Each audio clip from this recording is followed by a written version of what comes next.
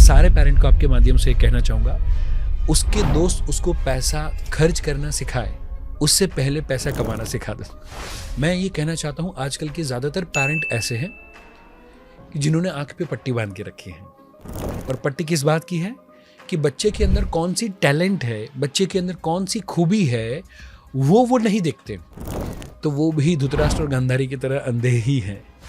मैं कहना चाहता हूँ, बच्चे की कमी को सुधारना वो आपका काम नहीं, बच्चे की खूबी को निखारना वो मम्मी पापा का काम है। That's true. Absolutely right, sir. 3 साल के बच्चे के लिए हमारे पास पेरेंट आ रहा है, वो स्कूल में काउंटिंग सर 100 तक सिखाई है, आप तो 50 तक ही सिखा रहे हो, आप तो लिखवाना भी नहीं सिखा रहे। और उनको समझाते थे ना, उनको समझ में नहीं आती थी। मुझे लगता था पैदा क्यों किया है, अगर तुम्हें सिर्फ इससे काम ही करवाना है तो भैया फिर कोई हेल्पर ले आते बात से। मैं कहना चाहूँगा, हर बच्चा शैतानी तो करना ही चाहिए। क्यों? क्योंकि उसका बाप का घर है। ये बढ़िया था। पूत कपूत तो क्यों धन संचय, पूत सपूत तो क्यों धन संचय। ये कहावत अगर आपने सुनी है तो उसका मतलब भी आपको पता होगा, अगर नहीं सुनी है तो इस पूरे सेशन में आपको ये बात समझ में आने वाली है।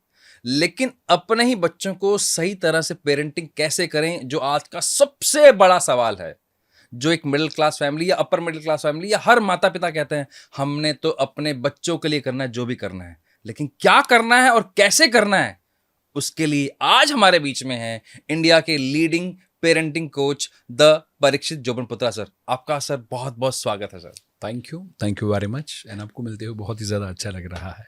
Same here sir. शुरू करेंगे पेरेंटिंग में ना, आज की पेरेंटिंग बहुत अलग है और जहाँ से जैसी हमारी पेरेंटिंग हुई है उसमें दिन रात का फर्क है, दिन रात का। आप इस बात को एग्री करते हैं? 100%। पहले के समय में शायद बच्चे पल जाते थे, आज पालने पड़ते हैं। क्या बात ये है? फर्क है। पल जाते थे और आज पालने पड़ते हैं। बहुत सही बात बोली। सो कॉन्शियस एफर्ट आज हर मम्मी पापा का लगता है। शायद उस समय पे मम्मी पापा को यदि पूछेंगे कि बेटा कौन से स्टैंडर्ड में है पापा को, तो शायद पापा को पता नहीं होता था। बट आज बच्चा भूल जाता है, उसको याद कराना पड़ता है, तू 10th में है। Sir totally agree.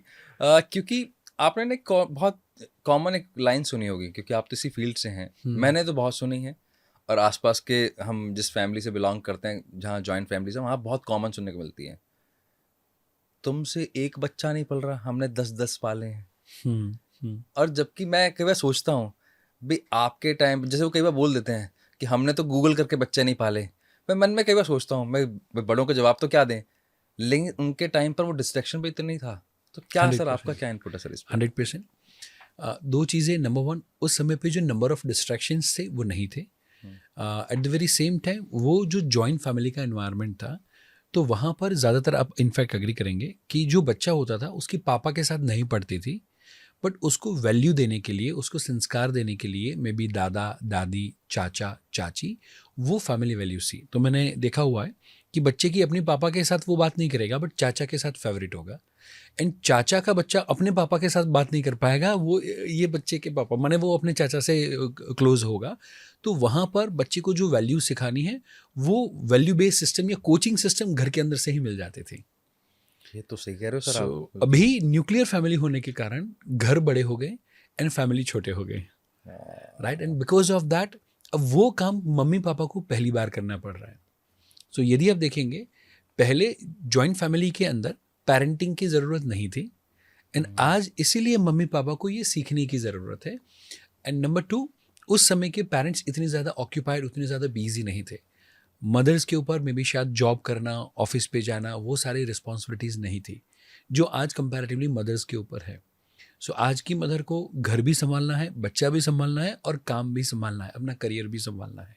So I think इसीलिए मुझे लगता है कि हम ट्रायल एंड एरर ना करें, क्योंकि पहले ट्रायल एंड एरर करने के लिए 10-10, 8-8 बच्चे हुआ करते थे। राइट आज क्योंकि एक बच्चा है या मे बी मैक्सिमम 2 बच्चे हैं, तो हमें ट्रायल एंड एरर नहीं करना चाहिए, PPS फॉलो करना चाहिए, that is called proven parenting system. Okay, that's nice word sir, PPS। Okay sir, थोड़ा सा प्लीज इसको बताएंगे क्या है? सो माने जो प्रूवन है, जो और कोई व्यक्ति फॉलो कर रहा है, जो चाइल्ड साइकोलॉजी का जो बेस है, जो रिसर्च अभी तक हुए है चाइल्ड के लिए, ब्रेन डेवलपमेंट के लिए, वो सारी चीज़ों को यदि हम सीखें एंड हम टीचिंग पेरेंट ना बने, हम लर्निंग पेरेंट बने, तो हम पावरफुल बनेंगे, तो बच्चा हमसे लर्न करना चाहेगा। बट यदि हम सिर्फ टीचिंग पेरेंट रहे कि मैं बोलूँ वो कर, मैं बोलूँ वो कर, तो बच्चा भी हमसे दूर चला जाएगा. अच्छा. सो इसके लिए कंपैरेटिवली हम सारे रिसर्च एंड जो भी सारी चीज़ें हैं उसको समझे, जिसके बारे में आज हम बातचीत बात काफ़ी सारी करने वाले हैं. एंड वहाँ पर हम लर्निंग पे फोकस करें, हम पावरफुल बने कि बच्चा हमसे सीखना चाहे, हमें बच्चे को एडवाइस या एडवॉइस ना देना पड़े. एडवाइस. एडवाइस इज माने पहले ज़्यादातर हम बच्चे को समझाते हैं, फिर धमकाते हैं. सो धमकाना इज एड वॉइस. मैंने पहले एडवाइस देते थे, मैंने वाइज माने विजडम ऐड हो उसे एडवाइस कहते हैं, बट वॉइस ऐड हो जाए तो एड वॉइस कहेंगे हम. सर मतलब आप पेरेंटिंग को भी आर्ट की तरह बता रहे हो. That's really interesting. सर इसलिए ना एक लाइन चलती है, जैसे जो हम जैसे पेरेंट्स हैं, आप और हम शायद कह सकते हैं, हमने अपने पहले पिता की सुनी, अब बच्चों की सुने. तो ये एक कॉमन लाइन आती है. 100%. क्योंकि मैं आपको एग्जांपल से बताता हूँ, मुझे वो जानना भी है क्या ये रेड फ्लैग है या ये सही पेरेंटिंग है. अपने बच्चों के साथ थोड़ा सा ओपन अप हो जाना, उनको थोड़ा सा, जैसे कई बार बच्चा बोलता है यार मम्मी मैं तो ऐसे ही कर रहा हूँ. जैसे मैंने कल बोला कि मैंने अपने बेटे को बोला, वो 14 साल का है, कि मैं कल परीक्षित सर के साथ पॉडकास्ट करने जा रहा हूँ, आप मेरे साथ चलो. तो स्कूल मैंने कहा कर लो ऑफ, क्या दिक्कत है इसमें, साथ बैठ जाना. उसने एक लाइन बोली कि अभी मैं बाप नहीं बना हूँ. मैंने कहा मैं इसको what as per your view it's a red flag और it's a right style of parenting. पहले के समय में जब बच्चे को अपने पॉइंट ऑफ व्यू शेयर करने होते थे, वो शेयर करने के लिए भाई बहन कज़िन वो सारे लोग बहुत ज़्यादा हुआ करते थे. एंड इसीलिए यदि मम्मी या पापा से ओपनली बात नहीं करते थे तो वो चलता था, क्योंकि जो भड़ास है, जो बातें हैं, जो दिल में बातें हैं, वो शेयर करने के लिए कोई ना कोई फैमिली मेम्बर था. आज क्योंकि मम्मी पापा और बच्चे ही ज़्यादातर फैमिलीज़ के अंदर हैं, तो वहाँ पर यदि आज का बच्चा यदि ये बात बोलता है या अपने मन में जो बात है वो ओपनली शेयर करता है, तो मेरे हिसाब से ये ग्रीन फ्लैग है. ये शो करता है कि बच्चा आपके साथ कितना फ्रेंडली है, कितना ओपन अप है और कितने अपने मन के विचारों को आप तक शेयर कर सकता है. ओके. सो पहले के समय में it can be the red flag. यदि पापा है और हम पैर कर ऊपर चढ़ा के बैठे, में भी शायद आपको याद होगा कि पापा घर में आए तो सारे बच्चे किताब लेके बैठ जाएंगे, टीवी बंद कर देंगे. सो हम जो है वो नहीं रहते थे. हाँ. बट आज अच्छी बात यह है कि सारा बच्चे जो भी है वो अपने मम्मी पापा के सामने जो है वो as it is at ease पे रह सकते हैं. सर आपने ना बहुत बड़ा एक मिथ क्लियर कर दिया. मैं कई बार सोचता था कि ऐसा क्या चक्कर है कि पहले ऐसा था अब ऐसा नहीं है. तो वो आपने जो रीज़न बताया ना कि बच्चों के पास पहले भाई बहन हुआ करते थे, कजन्स हुआ करते थे, वो नहीं है तो कहाँ जाए वो. 100%. That's absolutely true. मतलब that is much needed. On lighter note जो मुझे एक बात लगती है, कई बार हम जब बैठे होते हैं, जब मेरे फादर साहब मुझे बोल देते हैं कि क्या एक ही बच्चा नहीं संभलता, तो उनको मैं मजाक में बोलता हूँ, मैं क्या पहले 10 बच्चे थे तो मान लो भगवान ने 100 ग्राम दिमाग देना है तो 10 में बट गया. और अब मान लीजिए एक है तो है 100 ग्राम. अब इत्तेफाकन क्या है, हाँ. 100 ग्राम वाले को 10 ग्राम वाले बाप ने संभालना है या माँ ने संभालना है, तो कैसे संभाले. 100%. 100%. I totally agree sir. Sir आप जैसे पेरेंटिंग में हैं, कितने टाइम से सर आपको क्यों लगा कि आपको पेरेंटिंग में आना चाहिए, क्योंकि ये तो मैं मान के चल रहा हूँ कि तब आप पेरेंट तो नहीं थे जब आप पेरेंटिंग में आए. 100%. राइट. सो 20 साल की एज पे मैंने शुरुआत करी हुई थी. इनफैक्ट 18 पे मैंने बुक लिखनी शुरू करी थी on parenting, and 21 and 22 years की एज पे पब्लिश हुआ था. एंड दो रीज़न थे. वेरी फर्स्ट थिंग कि मेरे पेरेंट्स के द्वारा जो मेरी परवरिश हुई थी उसमें हमेशा पॉजिटिविटी के ऊपर और मेरे पैशन के ऊपर फोकस किया गया था. So I used to work as a mechanic, two wheeler repair करता था. 700 रुपीज़ मेरी सैलरी हुआ करती थी. And standard 9, 10th, 11th, 12th 4 साल पर्टिकुलरली मैंने वो काम किया हुआ है. उस समय पे भी मैंने काइंड ऑफ विजन बोर्ड हो सकता है मेरा बनाया हुआ था कि मुझे मर्सिडीज चाहिए, नेम एंड फेम चाहिए, सूटेड बूटेड रहना है वगैरह वगैरह, जो भी एक टीनेज बॉय के ड्रीम्स हो सकते थे. उसका विजन बोर्ड बना के छोटा सा रोड साइड छोटा सा घर था, वहाँ पर टीवी के बाजू में लगाया था. द रीज़न बिहाइंड ताकि मैं टीवी ना देखूँ. राइट. सो वो गोल सेटिंग वगैरह हुआ था. पापा की ओर से मुझे how to influence and influence people की, और उनकी जो पूरी 4 बुक का सेट है वो पहले 9th स्टैंडर्ड में दिया गया था कि आप ये पढ़ाई करो. एंड पापा ने और एक हैबिट डेवलप करी थी, दैट वाज कि 700 रुपीज़ सैलरी आता था, उसमें से पहले 150-200 रुपये की पहले आपको पॉजिटिव बुक लेनी है, फिर आपका स्कूल का फीस और जो भी आपका खर्चा है वो निकालना है. उसके बाद में जो पैसा है या तो मौत शौक के लिए या तो घर पे जो आपको ठीक लगे वो आप कर सकते हो. So that was the openness. And because of that thing जो जो भी लाइफ के में भी जो भी सपने देखे हुए थे, मे बी मर्सिडीज फलाना ढिमका, वो सारे 29 की एज से पहले सारे कंप्लीट हो गए थे. सो मुझे ये लगता है कि जो मेरे साथ कॉलेज में पढ़ाई किया करते थे या जिनके साथ मैं सोसाइटी के अंदर खेला करता था, वो शायद बच्चे मैं मुझसे ज़्यादा टैलेंटेड थे. But because of the negativity और द नेगेटिव सजेशन कि तू नहीं कर पाएगा, ये मत कर, वो मत कर, बिकॉज ऑफ दैट समहाउ वो बच्चे आज भी जॉब कर रहे हैं या आज भी उनका जो पोटेंशियल मैं उस समय पे देख रहा था, वो बच्चे को मैं रोल मॉडल मान रहा था. एंड वो आज कहता है कि यार यू आर सो लकी कि तुम्हें इतने अच्छे मम्मी पापा मिले हुए हैं. राइट. सो मे बी उस समय पे एनवायरनमेंट में फाइनेंशियल जो स्टेटस होना चाहिए वो नहीं था, सोशल स्टेटस वो नहीं था, but because of the positive parenting वो मैकेनिक भी यदि मर्सिडीज तक पहुंच सकता है. एंड प्राउड के साथ कहता हूँ आज भी मैं मैकेनिक ही हूँ. फ़र्क उतना है, पहले टू व्हीलर रिपेयर करता था, आजकल रिश्तों को और परिवार को रिपेयर करने का काम कर रहा हूँ. पेरेंट्स के दिमाग को रिपेयर करने का काम कर रहा हूँ. सो ये एक चीज़ है जो मुझे लगता है कि जिसके कारण मुझे इंस्पिरेशन मिला. And at the very same time जब 20 ईयर्स की एज पे मैंने शुरू किया with the student motivation and all programmes, तो 2 साल काम करते हुए मुझे पता चला कि बच्चे को कितना भी मोटिवेट कर लो बट वो घर पे जाता है. एंड घर पे जब मम्मी के द्वारा वो जो नेगेटिव सजेशन मिलता है, बिकॉज ऑफ दैट वो बच्चों को मैंने ट्रॉमा में, डिप्रेशन में, काइंड ऑफ सुसाइडल थॉट के अंदर मैंने बच्चों को देखा हुआ है. एंड बिकॉज ऑफ दैट मुझे लगा कि 2 साल अच्छा है बच्चों के साथ काम करना, बट क्यों हम जेरोक्स कॉपी को रिपेयर करने पे फोकस करें, क्यों ना ओरिजिनल कॉपी पे काम करें. हाँ. एंड फिर मुझे लगा कि नहीं, मुझे पेरेंट्स के लिए काम करना है, पेरेंटिंग पे काम करना है. सो तब से लेके अभी तक और लाइफ के 92 ईयर्स की एज तक, मैंने नेक्स्ट अभी 52 ईयर्स तक मुझे सिर्फ और सिर्फ पेरेंटिंग के ऊपर ही काम करना है. दैट्स सो मतलब inspiring things which you have told me, क्योंकि ये पेरेंटिंग का सही असर जो आपने मुझे बताया, ये मुझे एक्चुअली वाला आपका एंगल नहीं पता था. नहीं, ओके. ये मुझे नहीं पता था, तो ये तो अब आपने शेयर किया. राइट. क्योंकि अभी ना हमने एक सर कुछ दिन पहले पॉडकास्ट किया था हर्षक सिन्हा के साथ. He is 21 years old person और मल्टी मिलियनियर है वो. ओके. And great. एक मिडिल क्लास फैमिली या उससे भी शायद नीचे फैमिली से आते हैं, जहाँ पर पैसे तो थे ही नहीं, पढ़ाई के भी नहीं थे. लेकिन उन्होंने एक बात बहुत अच्छी बताई, जब उन्होंने अपना बिजनेस स्टैब्लिश कर लिया तो उनके पेरेंट ने उनको सपोर्ट किया. इनफैक्ट उन्हीं के फादर ने उनको ये पुश किया कि अब आप कॉलेज ड्रॉप कर लो, जरूरत नहीं है कॉलेज करने की. ग्रेट. जबकि नॉर्मली हमारे यहाँ तो उल्टा होता है. उल्टा होता है. राइट. तो सच में मतलब अभी तक मुझे लग रहा था कि नहीं, कहीं ना कहीं थोड़ा सा पेरेंटिंग को लेकर मेरा आपसे सवाल भी है, पेरेंटिंग सच में जरूरी है या ये थोड़ा सा ओवररेटेड हो गया है वर्ड? क्यों, ये 2 केसेस मैंने, एक आपकी बात सुनी, एक हर्षक जी की सुनी, तो मुझे लगता है ना पेरेंटिंग से बहुत फर्क पड़ता है. उससे पहले जब भी हम किसी सर्कल में बैठे होते हैं ना कि फालतू के चोंचले हैं यार, कुछ नहीं है, ये बातें बहुत सुनने को आपको भी शायद सुनने को मिलती होंगी. अगर 100%. तो मैं पूछना चाहता हूँ क्या व्हाट इज एग्जैक्टली दिस? ज़्यादातर लोगों को लगता है भी पेरेंटिंग सीखने की ज़रूरत भी नहीं है.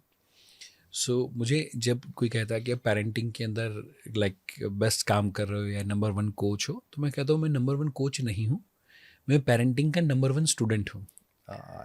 राइट. सो वो कोच है या जो मिलियन सब्सक्राइबर है वो बाय डिफ़ॉल्ट है, वो क्योंकि मैं स्टूडेंट हूँ उसके लिए है. सो मुझे लगता है कि एक बच्चा, उसको स्विमिंग कराना हो तो मम्मी पापा वैसे ही पूल में डाल देंगे कि उसको सिखाएंगे. बच्चा जब छोटा होता है, छोटी सी साइकिल उसके हाथ में यूं ही थमा के उसको रोड पे भेज देंगे या सिखाएंगे. सो जीवन के मैंने 5,000 के, 10,000 के, 20,000 की चीज़ वस्तुओं के लिए भी हम पहले सिखाते हैं, मैंने ट्रेन करते हैं, लर्न करते हैं, देन आफ्टर इम्प्लीमेंट करते हैं. एक कार भी जब हम लेके निकलते हैं, 15, 20, 25 लाख रुपए की गाड़ी है, उसके लिए भी हम पहले लर्न करते हैं, लाइसेंस लेते हैं एंड देन आफ्टर रोड पे लेके निकलते हैं. तो डोंट यू थिंक बच्चे की परवरिश करना वो उससे तो ज़्यादा इम्पॉर्टेंट काम है. एंड जब वो गोल है आपका कि मुझे बच्चे की अच्छी परवरिश करने हैं, उनके लिए पेरेंटिंग सीखना ज़रूरी है. और जिनको बच्चा सी आप पेरेंटिंग अच्छा करेंगे या नहीं करेंगे, बच्चा तो बड़ा होने वाला है. राइट. अब बच्चा बड़ा होगा, that is not the question, but बच्चा कैसा बड़ा होगा, बड़ा होके क्या बनेगा, वो जिसके दिमाग में प्रश्न है और वो प्रश्न के लिए जिसको काम करना है, उसको पेरेंटिंग सीखना ज़रूरी है. बाकी सब के लिए चोचले.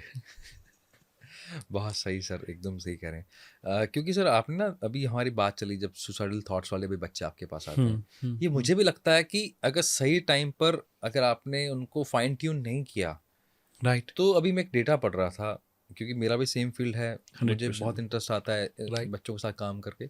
एनसीआरबी का डेटा है, they are saying 54 students are committing suicide everyone. ये तो वो है जो कि डेटा रिपोर्टेड है, जो नहीं है वो शायद इससे कई गुना ज़्यादा कई गुना होगा. ज़्यादा होगा। और वो भी कौन से देश में, जहाँ पर हम बोलते हैं कि ये योग की धरती है, ये ध्यान की धरती है, वहाँ पर ये हालात हैं, तो बाकी जगह तो क्या हालात होंगे।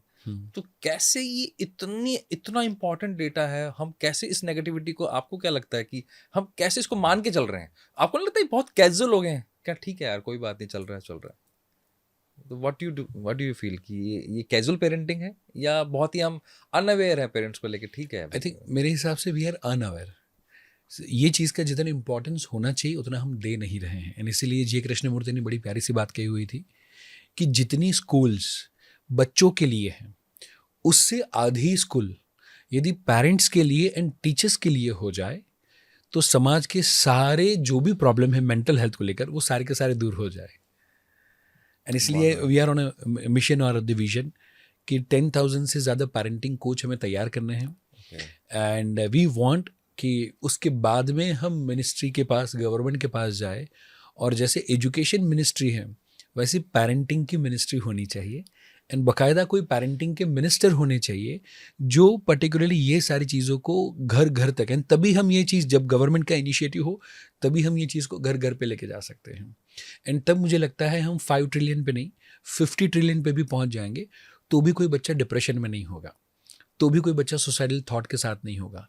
एंड तब मुझे लगता है कि वो जो कैपिटल है या $5 ट्रिलियन की जो इकोनॉमी है वो यदि काइंड ऑफ बच्चों के साथ या हैप्पी फैमिली के साथ होगी तो वो सस्टेनेबल होगी.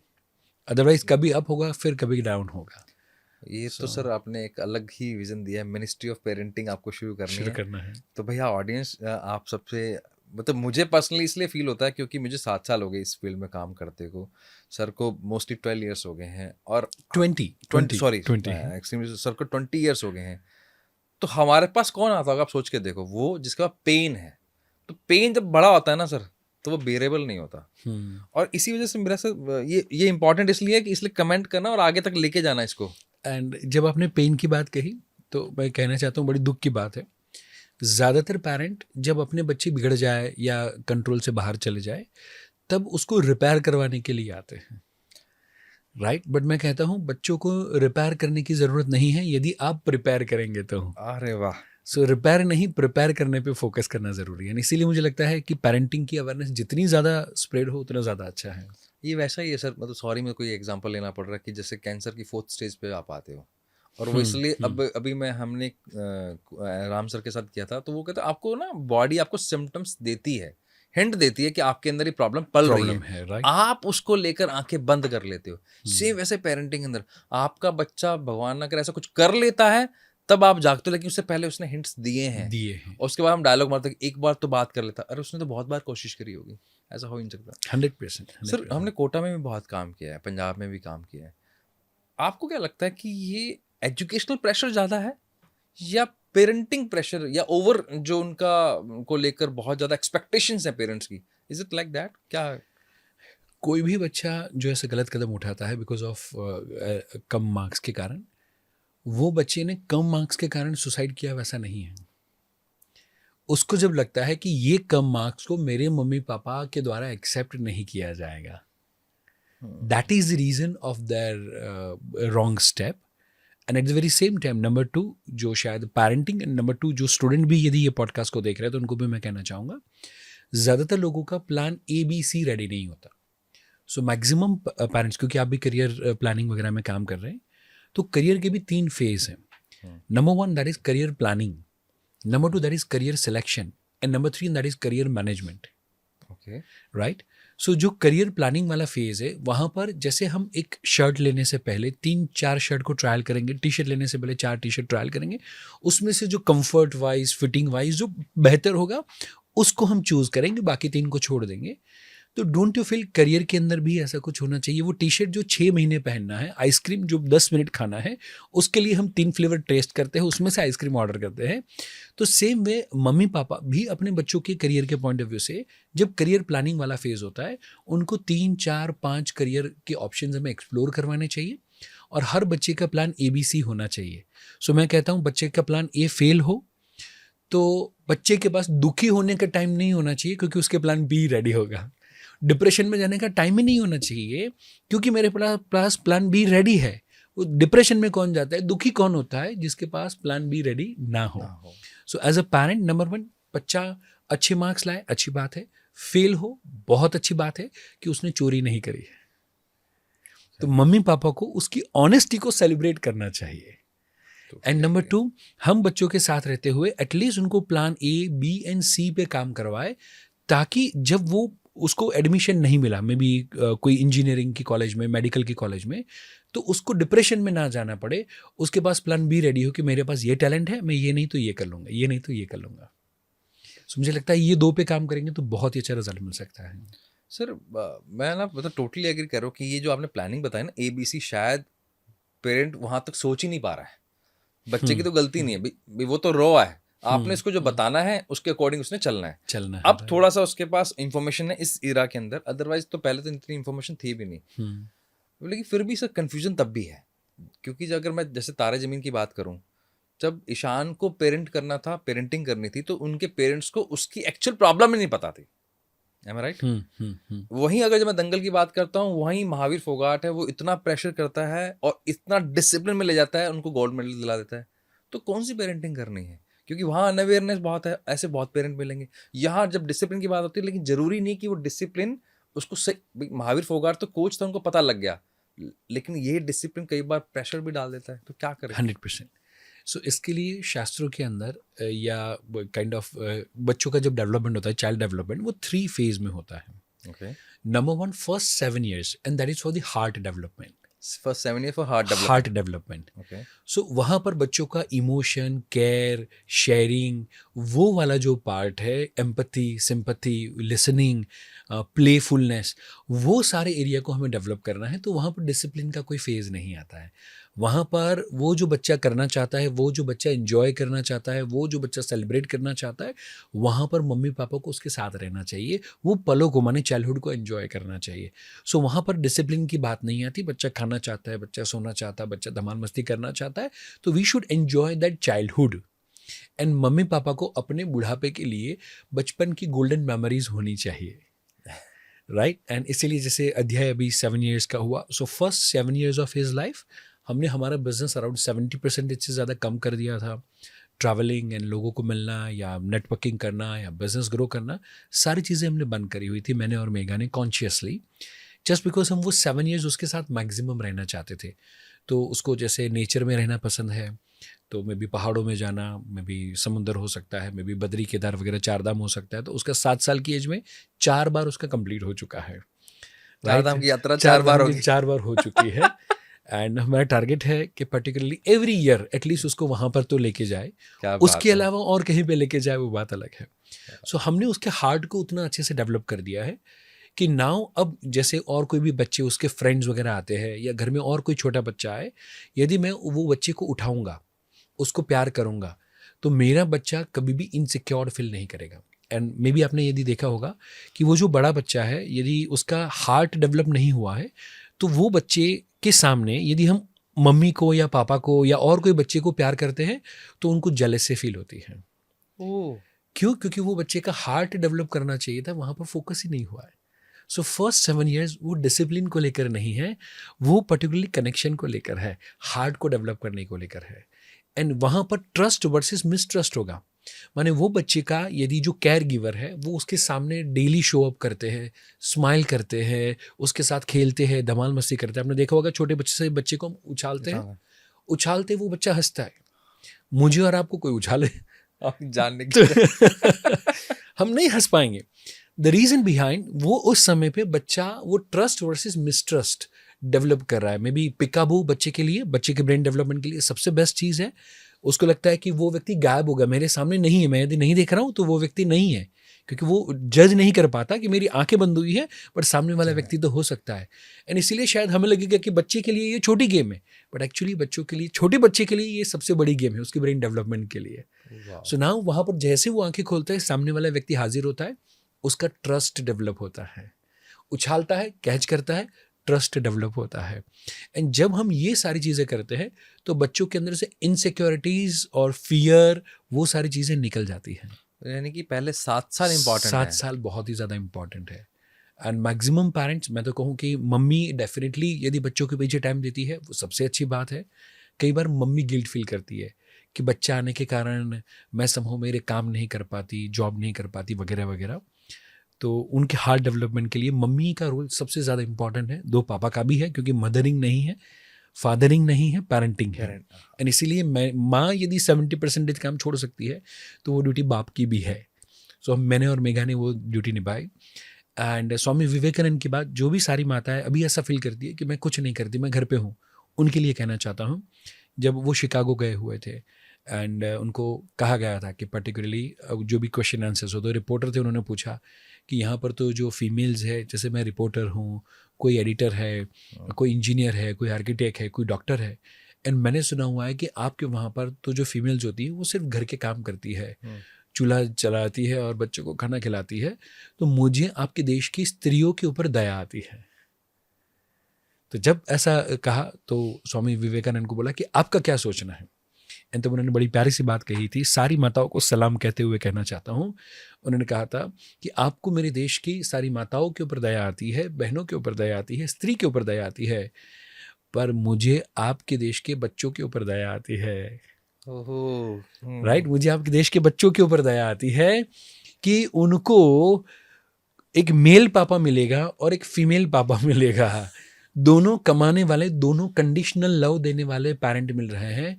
वो बच्चे ने बचपन से अनकंडीशनल लव क्या होता है, जिसको हम प्यार करते हैं उसके लिए सेक्रीफाइस करना क्या हो सकता है, वो बच्चे ने कभी देखा ही नहीं है। Absolutely true. एंड इसीलिए माँ का रोल स्पेसिफिकली, पापा का भी उतना ही ज़्यादा इंपॉर्टेंट है, बट माँ वो उसके लेवल पे दुनिया में और कोई नहीं पहुँच सकता। So first 7 years and that is for the heart. Now next 7 years and that is for the head, जहाँ पर हमें डिसिप्लिन, बच्चों का रूटीन, वो सारी चीज़ें सेट करनी है। एंड इसके लिए आपको पता होगा कि जो भी राजे रजवाड़े जो भी थे, वो बच्चे 7 साल के होने के बाद बच्चों को आश्रम में भेज देते थे, गुरुकुल में भेज देते थे। तो वो 7 साल मम्मी पापा का होलसेल में प्यार मिला हुआ है। Now that child heart is ready, now time for the head और द ब्रेन। अब वो बच्चे को डिसिप्लिन सिखाना है। तो नाउ अब वो फोगट वाले पापा आएंगे तो चलेगा। बच्चा will also bear that, because उसको होलसेल में उतना प्यार मिला हुआ है, उतना स्ट्रॉन्ग कनेक्शन है कि वो फोर्स करेगा। जैसे दो दोस्त होंगे आपस में, यदि वो गाली गलौज से भी बात करेंगे तो सामने वाले को बुरा नहीं लगेगा, इनफैक्ट गाली नहीं देगा तो बुरा लगेगा। क्यों? बोले यार तूने आज गाली नहीं दी। क्यों? क्योंकि वो दोनों के बीच में स्ट्रॉन्ग बॉन्ड है। अब वही चीज़ वस्तु रोड पे पीछे से आके कोई हॉर्न मारे और यदि गाली दे दे तो शायद बात लड़ाई झगड़े पे उतर जाएगी, बट वही चीज़ यदि दोस्त बोल दे तो मज़ा आएगा। The reason is what? Power of connection. So अब वो जब स्ट्रॉन्ग कनेक्शन हो चुका है तो ना मम्मी पापा का फोकस होना चाहिए कि बच्चे का उठने का टाइम, बच्चे का सोने का टाइम, बच्चे का टीवी का टाइम, मे बी बच्चे के होमवर्क का टाइम, वो सारी चीज़ वस्तु को स्ट्रीमलाइन करे, शेड्यूल करे, वेल डिसिप्लिन करे। एंड यदि हम वो करेंगे तो बच्चों को हॉस्टल में डालने का डर दिखाने की ज़रूरत नहीं है। एंड यदि वो 7 years तक हमने बच्चों को वेल डिसिप्लिन में रखा है, माने फिजिकल एक्टिविटी हो सकती है, उसका स्पोर्ट हो सकता है, उसका स्टडी हो सकता है, सारी चीज़ों को स्ट्रीमलाइन एंड शेड्यूल की ज़रूरत है। वो हेड को डिसिप्लिन की ज़रूरत है, यहाँ पर लव एंड केयर की ज़रूरत है। एंड जब 14 years का बच्चा हो जाए, नाउ मम्मी पापा का फोकस होना चाहिए to develop the hand. Means वो जो नॉलेज उसने पाया हुआ है, अब वो नॉलेज को उसको इम्प्लीमेंट करना है, माने वो बच्चे से कोई ना कोई काम करवाना है। एंड वो बच्चे का स्किल डेवलपमेंट का टाइम हो गया। Okay. So now as a mother, as a father, 14 years is the, मैं कहना चाहूँगा लास्टेस्ट ईयर, कि उसके बाद में बच्चे को कोई ना कोई काम धंधे या कमर्शियल एक्टिविटी पे या कमर्शियल थिंकिंग पे हमें बच्चे को डालना ही चाहिए। And you will be surprise, ये मेरी जो पेरेंटिंग की बुक है उसके अंदर टोटल 7 लॉज है पेरेंटिंग के, उसमें से 5th लॉ है एंड वो बच्चों के करियर को लेकर है। वो लॉ को लिखने के लिए 2.5 साल का रिसर्च लगा था, क्योंकि उस समय पे ना ही गूगल था, ना ही यूट्यूब था, ना ही चैट जीपीटी था। सो 2.5 साल 1085 जीनियस लोगों की जीवनी को पढ़ा, समझा कि उन्होंने कौन से समय पे कौन से काम किए। वाओ। राइट। एंड तब मुझे रियलाइज हुआ, पता चला कि जितने भी जीनियस लोग हैं, जितने भी सक्सेसफुल लोग हैं, उनकी काम की शुरुआत 14 या 15 की एज पे हुई है। चाहे धीरू भाई अंबानी ले लो, चाहे इलॉन मस्क ले लो, चाहे मार्क जुकरबर्ग ले लो, चाहे इनफैक्ट मुकेश अंबानी को ले लो, राइट। कम एज पे ही उनको पर्टिकुलरली काम दिए गए थे। 15-16 की समथिंग की एज थी। एंड धीरू भाई जब नहीं थे तब इनकम टैक्स की रेड पड़ी थी, एंड वो पूरा हैंडलिंग पर्टिकुलरली मुकेश अंबानी ने 15-16 की एज पे किया हुआ था।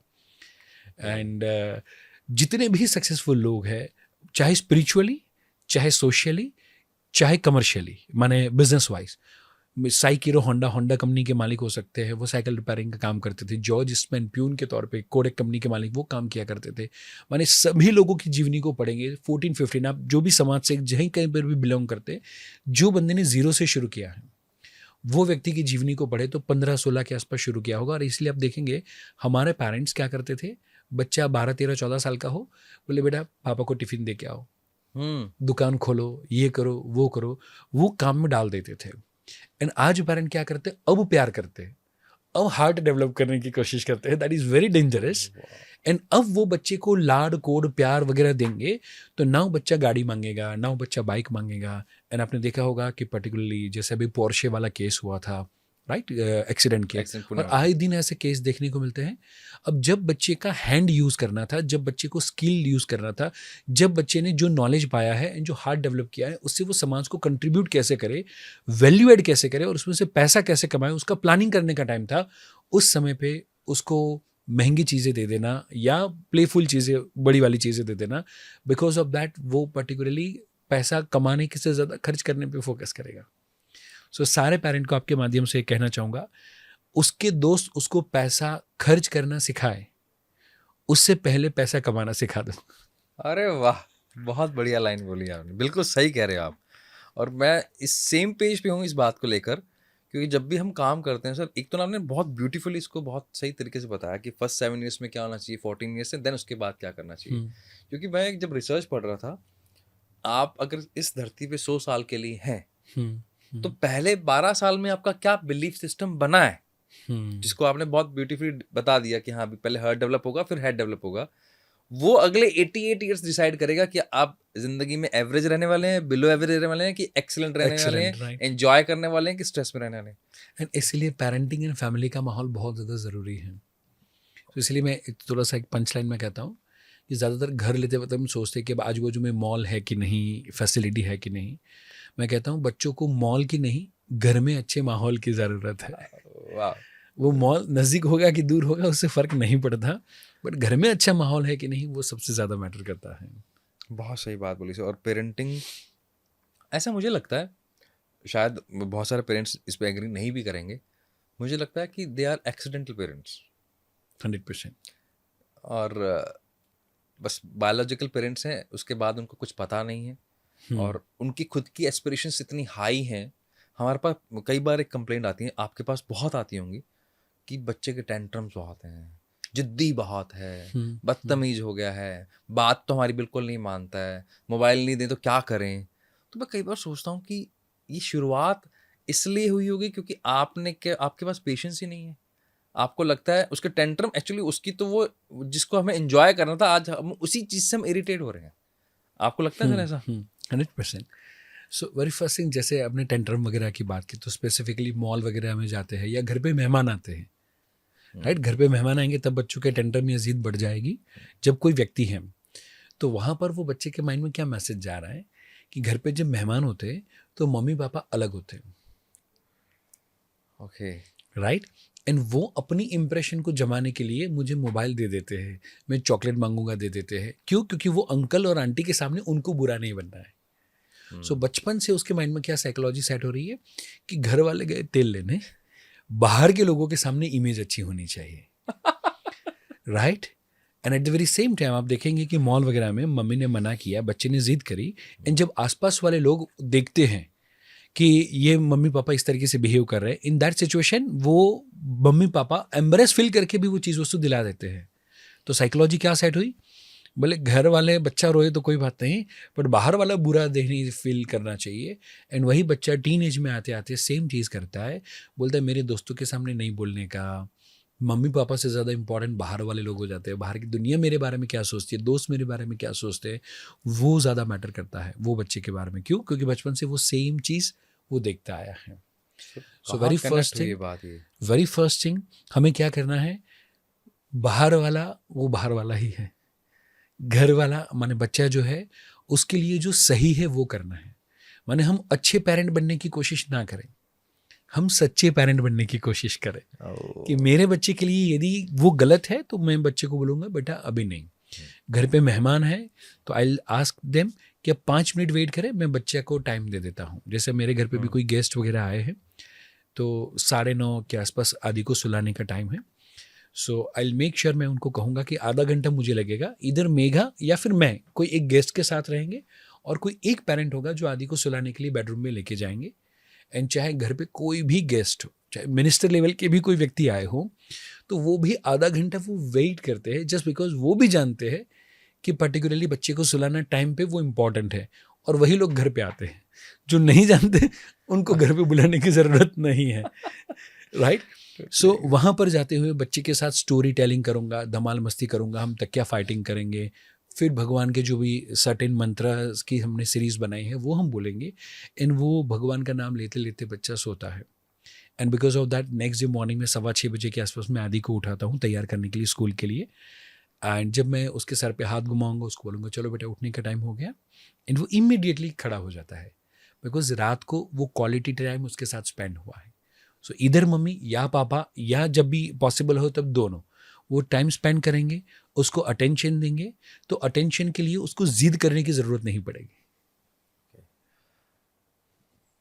मैं तो सब चीजें इतना सोच रहा हूँ कि एकदम उल्टा चल रहा है, लेकिन 100%, बिल्कुल उल्टा चल रहा है सर। हर 100%, चीज उल्टी चल रही है। राइट। हम हर्ट तब डेवलप कर रहे हैं जब हमें लगता है कि हमें इसको गाड़ी देनी है, बाइक देनी है, फैसिलिटीज देनी है, और जिस टाइम पे उसको डेवलप करना है उस टाइम हम उसको एक हाउस होल्ड की हेल्प दे रहे हैं कि वो उसके लिए कर लेगी। कर लेगी। अरे मतलब कर क्या रहे हैं हम भाई, क्या कर रहे हैं? सिर्फ पैसा और लग्जरी कमाने पे फोकस है। सो अगेन स्वामी विवेकानंद जिनकी लाइफ से मैं काफ़ी इंस्पायर हुआ हूँ, तो जब वो वहाँ से वापस आए तो यहाँ पे लोगों ने उनको प्रश्न पूछे थे, उसमें से एक प्रश्न था कि आपको क्या लगता है कि यहाँ का कल्चर और वहाँ का कल्चर दोनों के बीच में क्या फ़र्क है, तो वो कल्चर के बारे में आप क्या कहना चाहेंगे। स्वामी विवेकानंद ने बड़ा प्यारा सा आंसर दिया था, and that was they have misunderstood comfort as a culture, okay. Right. So life में कंफर्ट होना चाहिए, लग्जरी होना चाहिए, उनको वो लगता है बस वही कल्चर है। नो। और शायद वही नक्शे कदम पे अब हम इंडियन फैमिलीज भी चल रहे हैं, जहाँ पर हमें लगता है कि बच्चों को मैक्सिमम कंफर्ट देना, मैक्सिमम लग्जरी देना, उनको सेपरेट रूम देना, फलाना देना, ढिमका देना is a good parenting. But वो सिर्फ कंफर्ट दे रहा है। बच्चे को संस्कार, बच्चे को वैल्यूज़, बच्चे के अंदर देने की भावना, वो सारी चीज़ों को हम यदि डेवलप नहीं करेंगे तो सिर्फ कंफर्ट के बीच में हम दुर्योधन को तैयार कर रहे हैं या हम भलाल देव को तैयार कर रहे हैं। बट हमें वो कंफर्ट के बीच में बाहुबली को तैयार करना है। तो वो माँ ने हार्ट डेवलप किया था 7 ईयर्स के दरमियान, और वो बल्लाल देव पापा के साथ रहा, और पापा ने बचपन से हेड डेवलप करने पे फोकस किया कि जो मेरे बाद सब कुछ तेरा है, तुझे ही राजा बनना है। सेम विद दुर्योधन आप देखें कि पापा ने पहले से बचपन से बोल के रखा है बेटा मेरे बाद सब कुछ तेरा है, मेरे बाद तुझे ही बनना है। तो अब दुर्योधन के पास जब कोई रास्ते नहीं रहते, वो पापा को बोलता है कि आप वनवास में चले जाओ तो मैं राजा बन जाऊंगा। क्योंकि वो डीप डिजायर जो राजा बनने की है वो बच्चे के अंदर किसने डाली हुई थी, पापा ने डाली हुई थी। एंड तब मम्मी एंड पापा अफसोस करते हैं। एंड इसीलिए ज़्यादातर मैं ये मेटाफर यूज़ करता हूँ कि पेरेंटिंग के बहुत सारे लेसन्स भगवद गीता से, महाभारत से सीखने को मिलते हैं। एंड इसमें पावरफुल लेसन यदि मैं कहूँ तो जैसे धृतराष्ट्र है और गांधारी है, दोनों एक अंधे हैं और एक ने आँख पे पट्टी बांधी है। मैं ये कहना चाहता हूँ आजकल के ज़्यादातर पेरेंट ऐसे हैं कि जिन्होंने आँख पे पट्टी बांध के रखी है। और पट्टी किस बात की है कि बच्चे के अंदर कौन सी टैलेंट है, बच्चे के अंदर कौन सी खूबी है, वो नहीं देखते। तो वो भी धृतराष्ट्र और गांधारी की तरह अंधे ही हैं। एंड बिकॉज ऑफ दैट जब मम्मी पापा बच्चे की वो टैलेंट को नहीं देखते, उसकी खूबी को नहीं देखते, खूबी को नर्चर करने पे काम नहीं करते, तो बच्चे शकुनी की ही बात सुनते हैं। एंड शकोनी इज़ व्हाट, आज का फेसबुक एंड आज का इंस्टाग्राम एंड आज के दोस्त जो उसको गलत राह दिखा रहे हैं, बट फिर भी वो इंस्टाग्राम या कोई भी इन्फ्लुएंसर है या कोई हीरो हीरोइन है, उसको वो ब्लाइंडली फॉलो करता है. सो हमें वो आंखों की पट्टी खोलने की ज़रूरत है एंड बच्चों में कौन सी खूबी है. सो कहना चाहूँगा पेरेंटिंग इज़ व्हाट, मम्मी पापा को क्या लगता है बच्चे की हैंडराइटिंग ख़राब है, वो सुधर जाए मेरा काम हो जाए, उसका मैथ्स में वीक है वो सुधर जाए मेरा काम हो जाए. मैं कहना चाहता हूँ बच्चे की कमी को सुधारना वो आपका काम नहीं, बच्चे की खूबी को निखारना वो मम्मी पापा का काम है. That's true, absolutely right sir, बिल्कुल सही. ये ना इतनी कनेक्टेड है बात. मेरी वाइफ ना सर पहले किंडरगार्टन स्कूल रन करती थी एक्सीलेंट. यहाँ आने से पहले. ओके. तो जब हमने जिस माइंडसेट से शुरू किया था वो माइंडसेट ये था कि हम थोड़ा सा इसको हॉलिस्टिक डेवलपमेंट की तरफ लेके चलेंगे. तो पहले साल में हम सब फ्लॉप हो गए. क्यों हो गए? क्योंकि हमने सैटरडे ऑन नहीं रखा, हमने पेंसिल नहीं दी. हमारा ये मानना था कि राइटिंग लेटर स्टेज पे सिखाई जाएगी. 100%. एंड इट इज सेड 7 साल से पहले बच्चे को राइटिंग करवाना specifically compulsory, that is literally a crime. Exactly. और वो हमारे पास प्रेशर किस बात का था सर? उस स्कूल में ना काउंटिंग कितने साल के बच्चे, 3 साल के बच्चे के लिए हमारे पास पेरेंट आ रहा है. उस स्कूल में काउंटिंग सर 100 तक सिखाई है, आप तो 50 तक की सिखा रहे हो. मैंने कहा आप तो लिखवाना भी नहीं सिखा रहे. और उनको समझाते थे ना, उनको समझ में नहीं आती थी. मुझे लगता था पैदा क्यों किया है?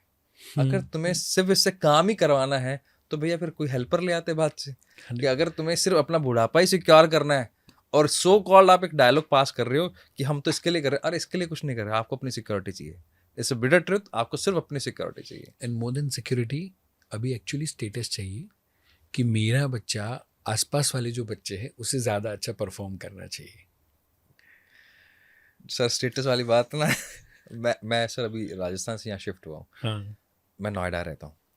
नोएडा में मेरे स्कूल में जहाँ मेरा बच्चा पढ़ता है, हमारा हमने पहले तय कर रखा था कि मैं स्कूल वो लूँगा जो मेरे घर के 500 मीटर के दायरे में होगा. मैं उसको बस पे नहीं लगाऊंगा. नहीं. राइट. और उसी के स्कूल में उसी के साथ में एक बच्चा पढ़ता है जो दिल्ली से आता है, लगभग 90 मिनट से ऊपर का सुबह ट्रैवल करता है, फिर दोपहर में ट्रैवल करता है. और ऐसा क्या है स्कूल में भाई? और मुझे समझ में नहीं आता आप क्या सोच के डालते हो, कहाँ जा, मतलब कैसे इनको समझाएं या कैसे थोड़ी बहुत तो बेसिक अवेयरनेस रखें. 100%. अगर आप जिस वेस्टर्न कल्चर को फॉलो कर रहे हो वहां तो अलाउ ही नहीं सर वार्ड से बाहर जाना. एक वार्ड के अंदर जो स्कूल है उससे बाहर नहीं जा सकते. नहीं जा सकते. 100%. तो कैसे डील करते हो सर? एंड इसलिए लास्ट 20 साल से लगा हुआ हूँ एंड और भी पूरी लाइफ यही काम करना है. एंड एक्चुअली हम प्रॉब्लम वो नहीं कि हम वेस्टर्न कल्चर को फॉलो कर रहे हैं, प्रॉब्लम वो है कि उसको हम ब्लाइंडली फॉलो कर रहे हैं. एंड इसीलिए एक बात सारे पेरेंट्स को कहना चाहता हूँ जो ब्लाइंडली फॉलो करते हैं कि एक बात सीखे सूरज के पास से, क्योंकि सूरज दादा की हम पूजा करते हैं. तो कहता हूँ सीखे एक बात सूरज के पास से कि वो भी जब पश्चिम में गया है तो वो भी डूबा ही डूबा है. बहुत बढ़िया. राइट. सो हम भी यदि ब्लाइंडली फॉलो करेंगे and you will be surprise, silicon valley के अंदर जहाँ पर सारी बिग जाइंट कंपनीज है, may be Facebook, may be Google, may be Microsoft, ये सारी कंपनी में काम करने वाले 80% घर के अंदर जो एम्प्लॉयज़ है उनके घर के अंदर इंटरनेट नहीं है. Yes sir. वो अपने बच्चों को स्टेनर वॉल्डोफन करके स्कूल है, आप यदि रिसर्च करेंगे तो वो अपने बच्चों को वहाँ पे पढ़ाना चाहते हैं क्योंकि वहाँ पर स्मार्ट क्लास नहीं है. एंड वो बच्चे जिसके पापा एप्पल में अच्छी लेवल पे काम कर रहे हैं, वो बच्चे को एप्पल माने एप्पल फ्रूट दिमाग में आता है, एप्पल फ़ोन नहीं. और इंडिया में हम 5 साल के बच्चे को बोले एप्पल फ़ोन चाहिए, एप्पल खाने का पसंद नहीं है, एप्पल फ़ोन चाहिए. सो हम ब्लाइंडली फॉलो ना करें. उनकी कार अच्छी है, जर्मन कार अच्छी है, वो यूज़ करे, बट संस्कार प्योर इंडियन होने चाहिए. सर इसीलिए मैं आपसे एक बात ही पूछना चाहता हूँ. ये मुझे दुखद लगता है. आप मुझे बता देना, शायद उससे मेरी नॉलेज इस बारे में कम हो.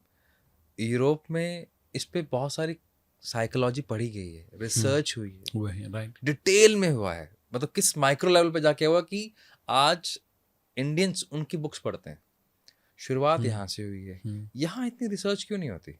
यहाँ इतनी बात क्यों नहीं होती? यहाँ इतनी बुक्स क्यों नहीं लिखी जाती? Why you are the only person कि जिन्होंने बुक्स लिखी हैं? वाई, क्यों इतने लोग नहीं हैं? सो 2 चीज़ है. वेरी फर्स्ट थिंग कि जैसे टॉनी रॉबिन्स वगैरह के भी मैं वर्कशॉप्स वगैरह अब्रॉड अटेंड करने के लिए जाता हूँ. एंड वो जब पर्टिकुलरली अपना मेडिटेशन करवाने के लिए वो इवेंट होती है, 12-15 हज़ार लोगों की होती है, अराउंड 23+ कंट्रीज से लोग आए होते हैं, एंड वहाँ पर वो अपने संस्कृत के मंत्र मेडिटेशन में बजाते हैं। एंड वो पर्टिकुलरली इंडिया आते हैं हर 2-3 साल में ये सारी चीज़ों को सीखने के लिए, एंड वो वहाँ से इंग्लिश में करके पूरी दुनिया को सिखाते हैं, एंड 1.5 लाख रुपया फीस देके ऑन एन एवरेज 15,000 लोग वो 3 दिन का इवेंट अटेंड करते हैं। जाते हैं। बट वही व्यक्ति को यदि मैं कहूँ आज कोई योगाचार्य हो, कोई एक अच्छे से शास्त्रों के जानकार व्यक्ति हो, उसको 5,000 फीस देनी होगी तो बोले नहीं। सो मेरा ये मानना है, वेरी फर्स्ट थिंग, हम हमारी चीज़ों की वैल्यू करना सीखें, नंबर 1, एंड नंबर 2, क्यों इतने सारे लोग नहीं हैं? बिकॉज हमारा जो साइकी है, last 200 years was the industrial as, industrial as, कि जहाँ पर काम करो, लगातार काम करो, रिपीटेटिव काम करो, एंड वही चीज़ों पे फोकस किया गया था। बिकॉज मैक्लोन का जो फोकस था वही एजुकेशन सिस्टम को तैयार करना था, जहाँ पर वो लोग नौकर को तैयार करें। बट दोस्तों, सभी को कहना चाहता हूँ, उसके बाद में जो समय आया last 20 years, that was the information age. So industrial to information पे हम शिफ्ट हुए, एंड इसीलिए आज जितने भी मिलियनर्स बिलियनर्स हैं, ज़्यादातर इंफॉर्मेशन एज में काम करने वाले लोग हैं। आईटी, सॉफ्टवेयर, सोशल मीडिया, वो सारी चीज़ों को लेकर है, एंड वो 200 साल में जो नहीं हुआ वो 20 साल में हुआ, राइट? अब now future is for what? Industrial age, information age, and future is for innovation age. And now अब इंडस्ट्रियल एज था कि जहाँ पर पापा जो काम करते थे वही काम बेटा का, और बेटा का बेटा करेगा तो चलेगा। बट इनोवेशन एज में हर 5 साल में मार्केट बदल रहा है, एंड इसीलिए वर्ल्ड इकोनॉमिक फोरम कहता है कि आपके बच्चे को एक करियर नहीं होगी, हर 7 साल में करियर चेंज करनी पड़ेगी। एंड वहाँ पर कितने सालों तक पढ़ाएंगे बच्चे को? It is not possible. And इसीलिए हमें जो चीज़ करने की ज़रूरत है, जो आपने कहा कि हमें R&D वाले, रिसर्च करने वाले, क्रिएटिव ब्रेन को डेवलप करने की ज़रूरत है। सो आज तक हमारा जो पेरेंटिंग है, बोले हार्डवर्क करो बेटा, मेहनत करो, लगातार करो, पढ़ाई करो, फिर सफल बनोगे। बट ऐसे हमने ढेर सारे लोगों को देखा जो नहीं कर सकते हैं। तो जो इनोवेशन एज में जिसको जीतना है, उनको एजुकेशन से थोड़ा ऊपर उठना पड़ेगा। प्रोफेसर पढ़ाए वो अच्छी बात है, बट प्रैक्टिशनर से हमें सीखना पड़ेगा। माने वो बंदा जो फॉलो कर रहा है, एक इंडस्ट्रियल व्यक्ति है, एक बिजनेसमैन है, वो यदि आके सिखाए, उससे सीखेगा। माने लाइफ कोचिंग जो बंदा लेगा, जिसके पास कोच होगा, उसके सक्सेसफुल होने के चांसेस कंपैरेटिवली ज़्यादा हैं। ये पॉइंट ऑफ व्यू तो तभी हमें R&D एंड बाकी की सारी चीज़ों में तभी हम जाएंगे जब हमें पता चले कि मार्केट शिफ्ट हुआ है। अकॉर्डिंगली हमें बच्चे का पेरेंटिंग भी शिफ्ट करना पड़ेगा। आपने एक बहुत इंटरेस्टिंग बात बोली जो कि आई ओपनर है, कि हर 7 साल में करियर चेंज करना पड़ेगा। यस, क्योंकि मार्केट चेंज हो रहा है या फिर मार्केट की नीड चेंज हो रही है।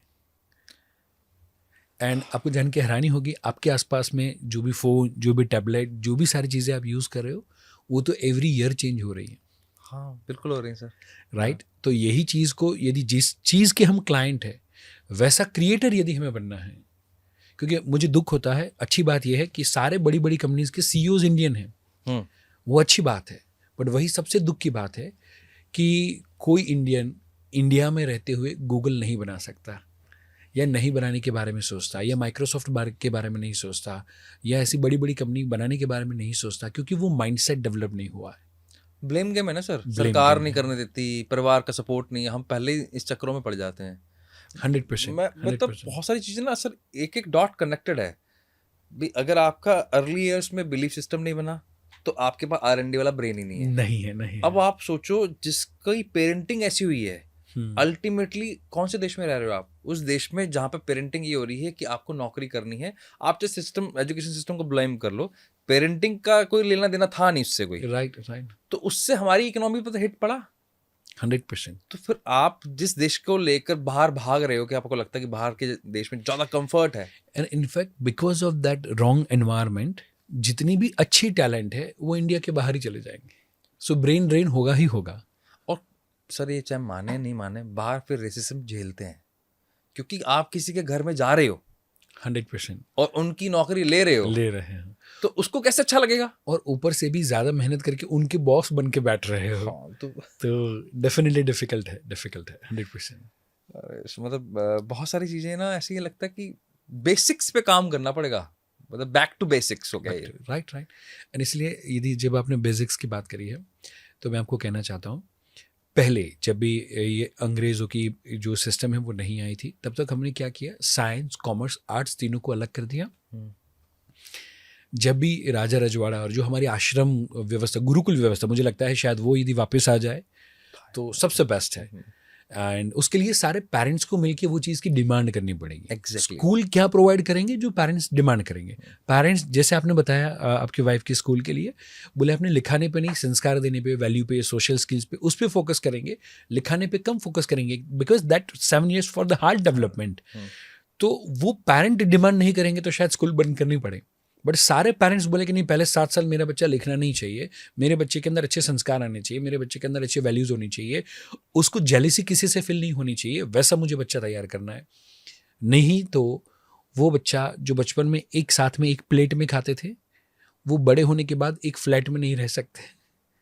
वैसी पेरेंटिंग है हमारी। एंड मे बी अभी दिल्ली का ही किस्सा थोड़े समय पहले की शायद आपको बात है, कुछ बड़े इंडस्ट्रियलिस्ट पेरेंट, उनके डेथ होने के बाद 2 भाइयों के बीच में काफ़ी सारी प्रॉपर्टीज़ को लेकर बातचीत थी। फार्म हाउस पे बैठे हुए थे एंड एक ने दूसरे को गोली मारी और दूसरे ने पहले को गोली मारी, एंड देन आफ्टर दोनों की डेथ हो गई। एंड वो मामला खाली 40-50 करोड़ के एक फार्म हाउस का था, बाकी का 4-5 हज़ार करोड़ का तो बाकी सारा मामला निपट चुका था। उसमें 40 करोड़ का फार्म हाउस या 4-5 करोड़ का जो भी फार्म हाउस हो, वो छोड़ने की बात पे दोनों भाइयों ने एक दूसरे का कत्ल कर दिया। सो मेरा ये मानना है कि वो पापा ने जितने पैसे कमाए उससे शायद आधे कमाए होते, बट यदि वो टाइम दोनों को संस्कार देने पे, दोनों को फैमिली वैल्यूज़ एंड भाई का इंपॉर्टेंस समझाने पे यदि दिया होता, हार्ट का डेवलपमेंट किया होता, तो वो 40 क्या, वो 4,000 करोड़ भी भाई के लिए छोड़ देता, वो खुद कमा लेता। सर जिनके जो बच्चे, अब जिन जो पेरेंट्स, जैसे मेरा भी बच्चा 14 साल से ऊपर का हो गया, तो अब हम क्या करें? तो हम जब से ये चीज़ जाने, तब से हार्ट, हेड एंड हैंड पे फोकस करें। So now very first thing, अब हम इसको कैसे फॉलो कर सकते हैं? तो जब भी हम बच्चे को सुबह में उठाए या रात को सुलाए, तब हम हार्ट पे फोकस करें। स्पेसिफिकली जब टीन एज का बच्चा है, तो उसको सुलाते वक्त या उठाते वक्त उसको जो पसंद है वो बातचीत करे, गप्पे मारे, एंजॉय करे, सेलिब्रेट करे। मैं भी शायद उनको यूट्यूब, गेम वगैरह वगैरह, या उनके करियर को लेकर काफ़ी सारे आइडियाज़ है, वो सारी चीज़ों पे बात करें एंड उनके हार्ट के साथ कनेक्ट करने की कोशिश करें। नंबर 1। नंबर 2, जब भी पर्टिकुलरली अब हमारा डेवलपमेंट आता है हेड का, तो हेड के लिए बच्चे के साथ सक्सेस स्टोरीज, बच्चों के साथ पॉजिटिव बुक का रीडिंग, बच्चों के साथ अच्छी वाली पॉडकास्ट, राइट, जैसे आपकी पॉडकास्ट से आप जो भी गेस्ट को मिले, उनसे आपने क्या लर्निंग किया, वो सारी चीज़ों को पर्टिकुलरली आप बच्चे के साथ शेयर करें, आधा घंटा, पौना घंटा। एंड वो आधा पौना घंटा आपको क्या करना है, उसके हेड का डेवलपमेंट करना है। And now at the age of 14 और 15 उसको कोई ना कोई आपके काम की रिस्पॉन्सिबिलिटी देना शुरू करे। फॉर एन एग्जाम्पल, कि ये पूरी पॉडकास्ट सुन के तू मुझे बता कि इसमें से कौन सी 10 रील निकल सकती है। दो वी नो कि AI का टूल है, वो कर सकता है, बट हम उसको तो करवाए, बट उसकी जगह पर हम बेटे को भी लगा दे कि बेटा तू ये पूरा सुन। वो 10 रील कौन सी निकलेगी, उसको लेकर उसका पॉकेट मनी ना हो, पॉकेट इनकम हो, राइट। तो उसको मैं खैरात का पैसा मैं मेरे बच्चे को कभी नहीं दे सकता, वरना उसकी आदत हो जाएगी। एंड वो 14 साल का हो, उसके बाद में मैं उसको पॉकेट इनकम दूँ। उसको 500 रुपये की ज़रूरत है, मैं 1000 रुपये दूंगा, बट वो इनकम होना चाहिए। मेहनत करके यदि वो 1000 रुपया आया है तो वो 500 रुपया खर्च करेगा, 500 बचाएगा। अभी कल रात को ही हमारी बात हो रही थी, हाँ। तो मुझे बोला कि पापा आपका कंटेंट में ना तड़का नहीं है। मैं क्या मतलब, क्या आप थोड़ा सा कंट्रोवर्शियल डालो। मैं क्या कहना चाह, उसमें 10 से 12 आइडियाज दिए। देखो अभी IPL के अंदर ये जो टीम, अभी प्लेयर्स का जो ऑक्शन चल रहा है, उसके अंदर ये कंट्रोवर्शियल है, ये है, वो है। मैंने कहा यार, ये तो हमने कभी इस एंगल से सोचा ही नहीं सोचते, राइट। एक्चुअली वो भी कहीं ना कहीं वैलिडेशन मांग रहे हैं कि देखो हम सोच सकते हैं, आप पूछो तो सही हमसे। 100%। एंड जब आपने उसके इनपुट से लेना शुरू किए, मीन्स वहाँ पर उसको अपनी स्किल के ऊपर कॉन्फिडेंस आना शुरू होगा, फिर वो अपना हाथ आजमाएगा, फिर वो अपना काम करेगा। बट जब तक पापा उसके ऊपर ट्रस्ट ही नहीं करते या उसकी बात नहीं सुनेंगे, तब तक फिर वो अपने हाथ घर के लिए नहीं आजमाएगा, फिर वो रेसिंग करने के लिए या हुक्का के लिए या ड्रग्स के लिए दोस्तों के साथ आजमाएगा। एंड इसलिए मुझे लगता है आपका ये क्वेश्चन बहुत ही पावरफुल था कि ये अब हो चुके हैं बच्चे बड़े, तो पर डे भी हम चाहे तो हेड, हार्ट एंड हैंड पे फोकस कर सकते हैं. मैं आज से करने वाला हूँ। और मुझे ना दो बहुत ही, ये जो ट्रस्ट वाली बात बोली ना आपने, सच में सर, मेरा बेटा ना सर बुक्स बहुत पढ़ता है हिस्ट्री की, जिसको अपन मैथोलॉजी में बोलना नहीं चाहता, इसको वर्ड गलत है वो, राइट राइट तो वो हिस्ट्री की बुक्स जो अलग अलग राइटर्स ने अपने एंगल से लिखी है, लिखी है. Very good. है ना, तो वो उसके पास मोर देन 26 बुक्स हैं, तो उसको बहुत शौक है। तो दादू आए हुए थे, क्योंकि मैं अभी शिफ्ट हुआ, तो वो यहाँ आए हुए थे, उसके ग्रैंड पेरेंट, राइट. तो उसने बुक मांगी, हाँ. पापा ने लेके दे दी। अगले दिन उसका बुक खत्म हो गई, 300 पन्ने की बुक खत्म हो गई। मेरे से पूछा पापा ने, अच्छा मेरी एक हैबिट है, मैं ना ट्रस्ट करता हूँ, मैं क्या कह रहा है तो होगी होगी। राइट. पापा कहते नहीं, 300 पन्ने की बुक 4 घंटे में 5 घंटे में कैसे खत्म कर दी। पापा ने पन्ना उल्टा कि इस पे क्या लिखा हुआ है, उसने बता दिया उस पे क्या लिखा हुआ। कैसे कैसे, मैं क्या रीडिंग स्पीड पे तो हमने डे 1 से काम किया है, काम किया है. राइट. तो उससे एक तो उसके ग्रैंड पेरेंट का ट्रस्ट बढ़ा, और फिर उन्होंने उसको फिर बल्क में बुक्स लेके दी, क्या तू पढ़ लेता है ना, और तुझे पता है कि क्या पढ़ा है, क्या पढ़ा है। क्या पढ़ा है. फिर अभी हम वृंदावन गए, तो ऐसे ही बोला कि कुछ कहानी सुना दे। उसने 3-4 ऐसी सी कहानी बताई महाभारत के टाइम की, जो मैंने या मेरे पापा ने उस एंगल से नहीं सुनी हुई, नहीं सुनी थी. राइट. हमने 14 साल का बच्चा है, और हम अभी तक क्या मान रहे हैं, वो टेंट्रम्स कर रहा है, वो अपनी मम्मी के साथ छेड़खानी करता रहता है। मैं अब मैं कहना चाहूँगा हर बच्चा शैतानी तो करना ही चाहिए. क्यों? क्योंकि उसका बाप का घर है. ये बढ़िया था। राइट. उसके बाप का घर है. यदि वहां पे यदि वो जूते इधर उधर नहीं फेंकेगा, मोजे इधर उधर नहीं फेंकेगा, तो किसके घर पे फेंकेगा? क्या बात है। But as a mother father हम वो क्या अच्छा कर सकता है उस पे ध्यान दें. बहुत इंटरेस्टिंग है सर। मैं कई बार सोचता हूँ सर, क्योंकि जब केसेस आते हैं ना, मैं मतलब लिटरली मेरी आंखों में आंसू आ गए थे। मेरे पास एक लंदन से केस था, she belongs to India only. Okay. उनके साथ 2 बार मोलेस्टेशन हुआ, एक बार इंडिया में, एक बार लंदन में। टिल डेट वो अपने पेरेंट्स को नहीं बता पाई। क्यों? अगर मैंने बता दिया, राइट. मेरी पढ़ाई बंद हो जाएगी, मुझे वापस बुला लिया जाएगा। मैं कई बार सोचता हूँ, इससे बुरा क्या हो सकता है? बुरा वो है जिसने मोलेस्टेशन किया, या बुरा वो है जिसने इतनी भी फ्रीडम नहीं दी कि बच्चा उनसे बात शेयर कर सके? बच्चे के माइंड के साथ मैं कहना चाहूंगा कि रोज रेप हो रहा है. राइट. जब भी वो यदि ओपनली बात शेयर ना कर पाए, स्पेसिफिकली अपने केयर गिवर से यदि ओपन अप ना हो पाए, तो वो दुनिया में कहाँ पर ओपन अप होगा? एंड यदि वो वहाँ पे ट्रस्ट ना कर पाए कि वो मेरी बात को सुन के क्या रिएक्ट करेंगे, यदि वो ट्रस्ट नहीं है, तो फिर वो दुनिया पे कहाँ पे ट्रस्ट कर पाएगा? एंड बिकॉज ऑफ दैट यदि डाइवोर्सेस हो रहे हैं, तो मुझे लगता है कहीं ना कहीं पे उस पर भी रॉन्ग पेरेंटिंग है. क्योंकि वो बच्चे ने बचपन से मम्मी पापा को एक दूसरे के साथ हंसते हुए, खेलते हुए, बोलते हुए, प्यार करते हुए कभी देखा ही नहीं है. एंड इसीलिए कई बार आज बच्चे बोलते हैं कि हमें आप जो बताएंगे अकॉर्डिंगली शादी नहीं करनी. राइट. ये भी प्रश्न होता है कि हमें तो पापा ने बोल दिया था कि तेरी शादी हो गई, तो लड़की भी नहीं देखी थी, हमने शादी कर ली थी. और आजकल के बच्चों के नखरे तो देखो.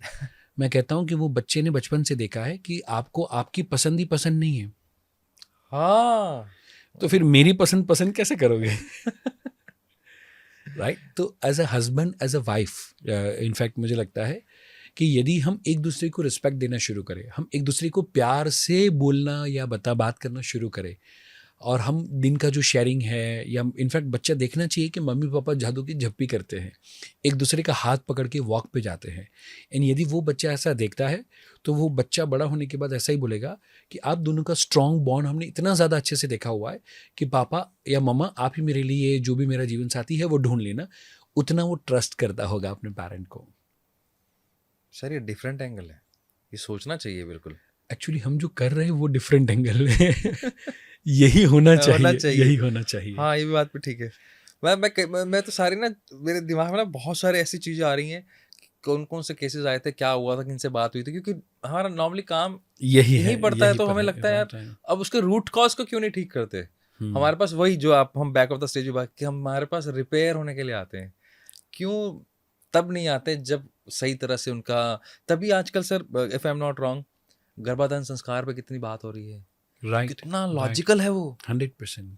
और अभी मैं श्री श्री रविशंकर जी को सुन रहा था कि मेडिटेशन करके अगर आप फैमिली प्लानिंग करते हो, तो यू कैन डिजाइन, आपको डिजाइन के लिए वो वाला तरीका चाहिए कि हम बच्चा वो वाला स्पर्म डाल देंगे, ये जीन डाल देंगे, तो हमारे पास तो कब से है. 100%. एंड मैंने और मेघा ने अध्याय के आने से पहले बट वो पूरा प्लानिंग किया हुआ था।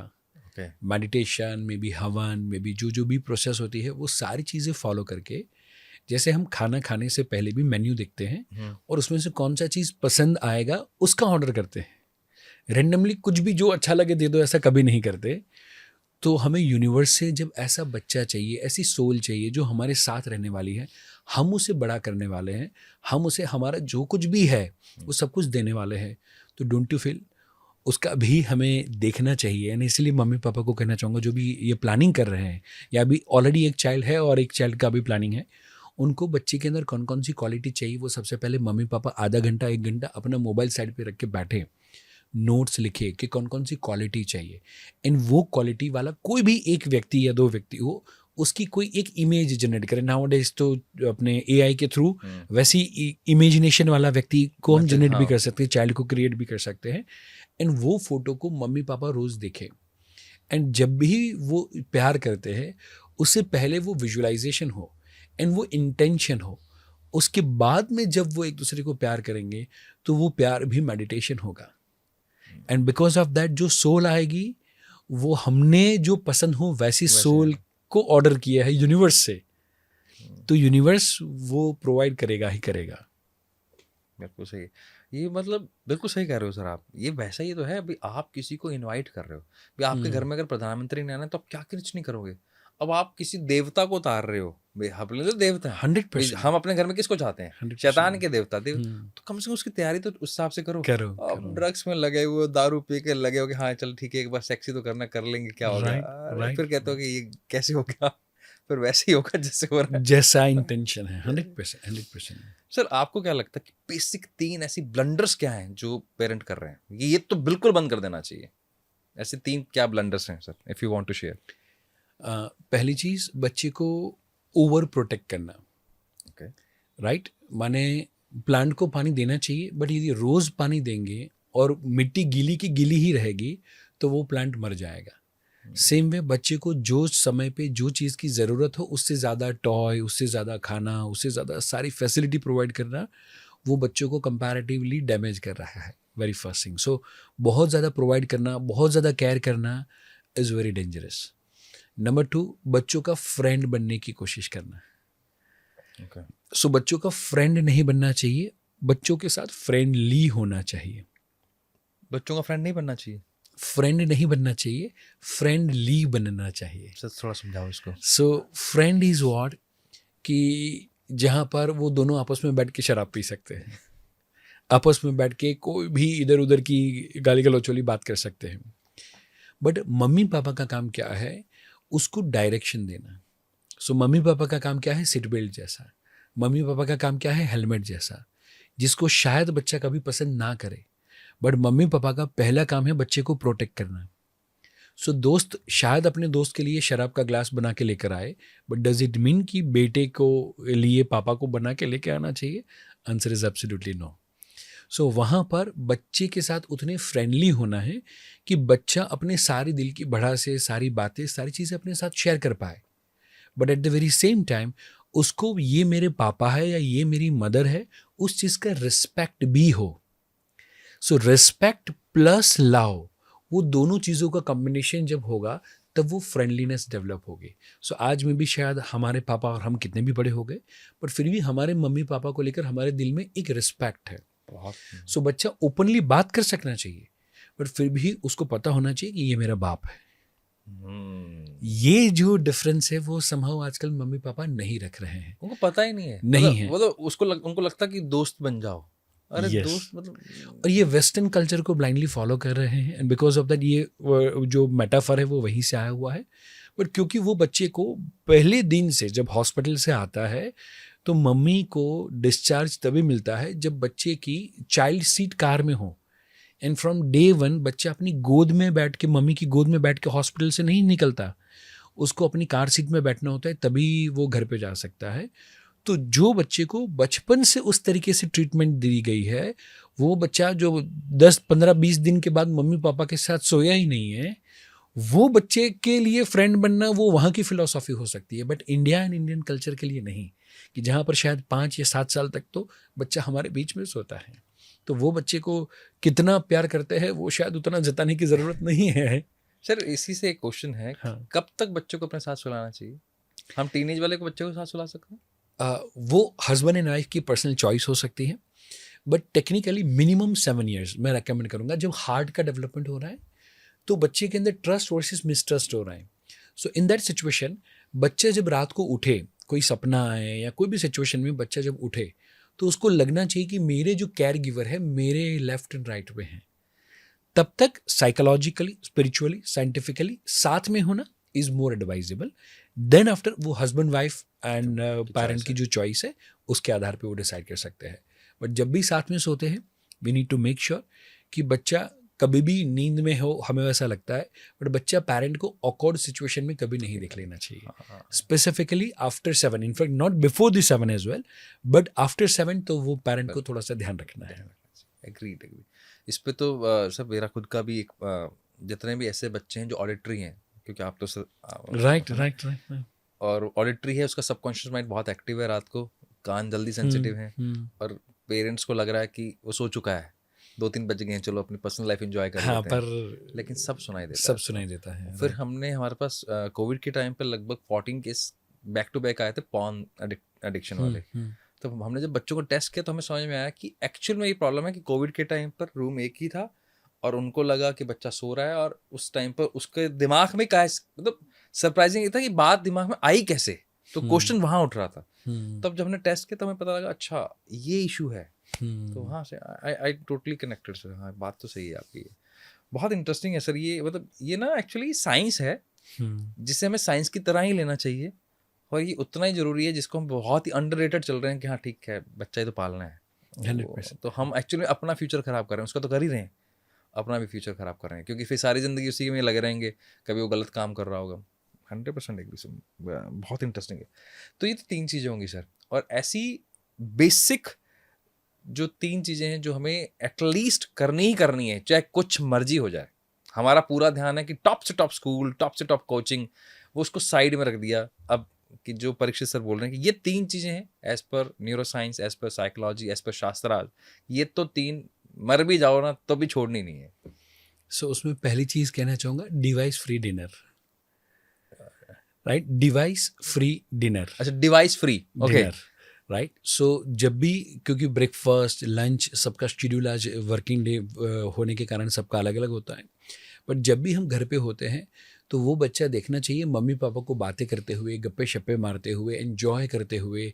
और जब भी घर में डिनर करे तो कोई हल्का सा, कोई अच्छा सा सॉफ्ट इंस्ट्रूमेंटल म्यूजिक चल रहा हो, अच्छी सी लाइट हमने करी हो, फ्रेगरेंस करी हो, एंड देन आफ्टर हम जो शाम का खाना है उस साथ में हम खाए नहीं, खाने को सेलिब्रेट करें, वो एसोसिएशन को, वो कंपनी को हम सेलिब्रेट करें, जहाँ पर पापा ने क्या काम किया, क्या क्या जो भी चैलेंजेस वो रहे वो किसको ओवरकम किया, कैसे क्लाइंट को मिले, वहाँ से क्या लर्निंग मिला, वो सारी चीज़ें पापा शेयर कर रहे हैं। मम्मी का भी दिन कैसा रहा वो सारी चीज़ें शेयर कर रहे हैं। नॉट द कंप्लेन वाला part, not the negativity, but the learning वाला पार्ट, बट द पॉजिटिविटी वाला पार्ट। एंड वो चीज़ जब बच्चा देखता है कि मम्मी एंड पापा आपस में इतनी ज़्यादा बातें करते हैं, इतने ज़्यादा खुश है, तो ना वो बच्चा टीन एज का होने के बाद भी वो अपने दोस्तों के साथ जो कुछ हुआ, जो कुछ बातें हुई, वो भी शेयर करना शुरू करेगा। सो मेरा ये मानना है कि डाइनिंग एरिया के आजू बाजू में टीवी हो तो आज ही फेंक देना चाहिए, वो सस्ता पड़ेगा। Right. So very first thing, ज़्यादातर घरों के अंदर मैं देखता हूँ कि डाइनिंग टेबल के सामने ही टीवी होना चाहिए। सो अभी हमने थोड़े समय पहले नए घर में शिफ्ट हुए, सो बिल्डर का जो प्लान था that was like that only, कि पर्टिकुलरली यहाँ पर डाइनिंग एरिया है, यहाँ पर सोफ़ा वगैरह है और वहाँ पर टीवी की वॉल है। तो आर्किटेक्ट ने बोला कि यहाँ पर टीवी लगेगा। मैंने बोला यहाँ पर मुझे टीवी चाहिए ही नहीं, जो टीवी रूम मुझे सेपरेट चाहिए। जो जिसको टीवी देखना है वो इज्जत से टीवी देखे, और जिसको लाइफ जीनी है वो इज्जत से बाहर आके लाइफ जिए। राइट। नंबर 2, रूम में टीवी जो घर को डिवाइड करने का काम कर रहे हैं। सो हमने टीवी रूम है वहाँ पर टीवी रखा है, एंड अदर देन एक गेस्ट रूम में टीवी रखा है, ताकि कोई दुखी आत्मा है कि जिसको टीवी के बिना नींद नहीं आती तो शायद उसके लिए काम में आए। अदरवाइज हमने रूम में टीवी की जगह पर लाइब्रेरी रखी हुई है। क्या बात है। सो एक बड़ी लाइब्रेरी ना करते हुए, लाइब्रेरी का रूम ना करते हुए टीवी रूम कर दो। और इंस्टेड डाइनिंग एरिया है, लिविंग रूम है, ड्राइंग रूम है, टीवी रूम है, बेडरूम है, गेस्ट रूम है, हर जगह पर पर्टिकुलरली लाइब्रेरी होनी चाहिए, 25-50 बुक्स होनी चाहिए। तो जिसको जो रूम में जो बुक पसंद है वो पढ़ना चाहता है, वैसी 25-30-50 बुक वहाँ पर रखे। सो मुझे लगता है कि यदि हम डिवाइस फ्री डिनर करेंगे एंड बिकॉज ऑफ दैट वो कनेक्शन, वो बॉन्ड वो अच्छे से बनेगा। नंबर 2, घर के अंदर लाइब्रेरी कंपलसरी होनी चाहिए। सो बड़ा टीवी नहीं होगा चलेगा, बट बड़ी लाइब्रेरी ज़रूर से होनी चाहिए। एंड मम्मी पापा एंड बच्चा हम साथ में बैठते हुए जिसको जो पसंद हो, किसी को हेल्थ पसंद हो, किसी को मोटिवेशन पसंद हो, किसी को काइंड ऑफ फिक्शन पसंद हो, वो सारी चीज़ें हम साथ में बैठते हुए पढ़ें। एंड देन आफ्टर, जैसे हम काइंड ऑफ पॉडकास्ट कर रहे हैं वैसे पॉडकास्ट खेल सकते हैं कि जहाँ पर पापा एंड बच्चा एंड मम्मा उन्होंने जो पढ़ा है वो बुक में से वो नॉलेज को शेयर करें। So very first thing that is the device free dinner. Number 2, podcast game हो सकता है काइंड ऑफ जहाँ पर वो रीडिंग करें एंड वो चीज़ को शेयर करें। And number 3 and most important thing मैं कहना चाहूँगा that is called the rough housing. Rough housing means what, जिसको हार्वर्ड ने वगैरह ने रिसर्च करके इसको बोला रफ हाउसिंग, एंड वो बच्चे की ब्रेन डेवलपमेंट के लिए बहुत ज़रूरी है। हम लोग उसको धमाल मस्ती बोलते हैं। अच्छा। मैं सोचूं पता नहीं क्या हो रफ हाउसिंग क्या होता है। जहाँ पर बच्चे को ये लगना चाहिए कि ये मेरे बाप का घर है एंड मम्मी पापा उसके साथ धमाल मस्ती करे, उसके साथ तकिया फाइटिंग करे, उसके साथ डांस करे, सोफे पे कूदे, एंजॉय करे, सेलिब्रेट करे। वो 15-20 मिनट आधा घंटा वैसा होना चाहिए कि जहाँ पर वो बच्चा, वो मम्मी एंड वो पापा एक दूसरे की कंपनी को एंजॉय करे। May be physical activity, may be दम शराज, मे बी सांप सीढ़ी, मे बी लूडो, ऐसी कोई ना कोई गेम के थ्रू। सो एक गेम होना चाहिए, एक रीडिंग होना चाहिए एंड एक डिनर होना चाहिए। ये 3 चीज़ करे तो मुझे लगता है हम बच्चों को बेस्ट ऑफ द बेस्ट परवरिश दे पाएंगे। Not only that, best of the best way में हम उसको समझ पाएंगे। Absolutely. दोनों चीज़ बहुत अच्छे से हो सकती है। बहुत बड़ा इंटरेस्टिंग है सर, लेकिन मुझे अभी 2-3 सवाल और लेने हैं आपसे। Yes, okay. सर, पॉर्न की तरफ बहुत एडिक्शन हो रहा है, इसमें पेरेंटिंग का क्या रोल है? कोई पेरेंट तो नहीं सिखा रहा, फिर भी एडिक्शन बढ़ता है। 100%। सो वेरी फर्स्ट थिंग, इसमें पेरेंट का क्या रोल है वो मैं यदि कहूँ सॉल्यूशन पार्ट से, तो हम बच्चों को इन्फोबिसिटी दे रहे हैं। Infobesity is the obesity of the information, right? Obesity of the information. So वो बच्चे को एज अप्रोप्रिएट कंटेंट बचपन से नहीं मिल रहा है। For an example, Taarak Mehta ka Ooltah Chashmah is not for the below age of 7। कितने घर होंगे जहां पर 7 साल से पहले वो तारक मेहता का उल्टा चश्मा देखा हेल्दी होगा? मान के दिखाते हैं, राइट, बट बिकॉज उसके अंदर बबीता एंड जेठालाल का क्रश दिखा रहा है। वो 7 साल से छोटे बच्चों के लिए वो फिल्टर प्रोसेस नहीं है एंड वो बच्चे को देखना नहीं चाहिए। एंड इसके लिए for the same thing, for the Sony Liv app they have Taarak Mehta ka Chhota चश्मा फॉर द किड्स वर्जन, जहाँ पर ये सारी चीज़ों को हटा के कार्टून वर्जन में ये चीज़ दी गई है। ओके। सो हम जो बच्चों के साथ देखें वो देखना चाहिए। Maybe the Kapil Sharma show is not meant for below the age of 13। उस पर आप रेटिंग देखेंगे दैट इज 13+। वहाँ पर कुछ वैसी बातें, वैसी कमेंट, वैसी चीज़ें आती है, कपिल शर्मा का फ्लर्ट आता है, that is not good for the 8, 9, 10 years of boys and girls. And क्योंकि वो एज से पहले उनका काइंड ऑफ फ्रंटल लोब है डिसीजन मेकिंग को लेकर, वो डेवलप नहीं हुआ है, तो वो क्या सही क्या गलत वो जज नहीं कर पाता एंड जो है उसको इम्प्लीमेंट करना चाहता है। एंड बिकॉज ऑफ दैट बच्चा छोटा भीम देखता है तो छोटा भीम बनना चाहता है।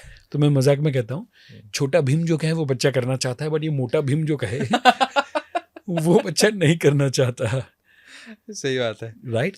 सो कंपैरेटिवली हम एज अप्रोप्रिएट कंटेंट बच्चों को दिखाए एंड उसको लेकर जो भी OTT प्लेटफॉर्म हम यूज़ करते हैं, इन अ वे इट इज़ गुड कि वहाँ पर एज अप्रोप्रिएट कंटेंट का रेटिंग है, प्लस हम चाइल्ड की प्रोफाइल क्रिएट कर सकते हैं। तो वहाँ पर 3 की एज हमने डाली, तो 3 एज वाले को लोगों के लिए ही सारी चीज़ें आएंगी। That's good. तो वो हम यदि करेंगे तो बच्चों को वैसा एक्सपोजर नहीं मिलेगा, तो फिर मुझे लगता है ये प्रॉब्लम से मम्मी पापा बच सकते हैं। नंबर 2, यूट्यूब बच्चों को ना दिखाए, यूट्यूब किड्स दे।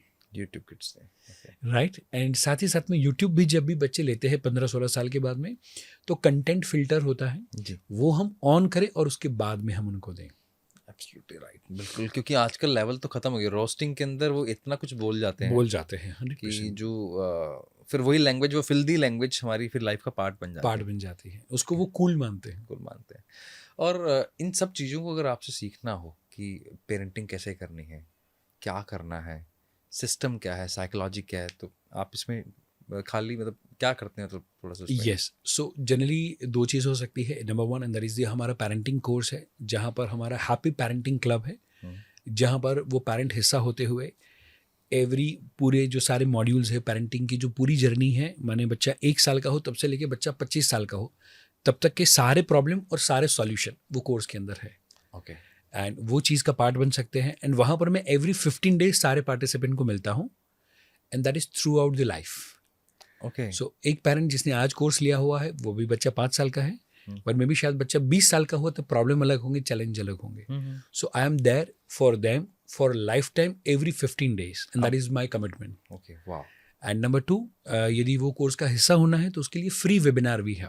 ओके, सो वो फ्री वेबिनार देखे, उसके बाद में उनको ऐसा फील होता है कि yes we want to go into the deep into the parenting learning, definitely वो कोर्स को ज्वाइन कर सकते हैं। वंडरफुल। अब हम चलते हैं सर लास्ट सेक्शन की तरफ, जो आपका भी फेवरेट है मुझे मालूम है, मेरा भी है, क्योंकि हम बच्चों के साथ काम कर रहे हैं तो सबसे बड़ा जो इशू देखते हैं वो है करियर।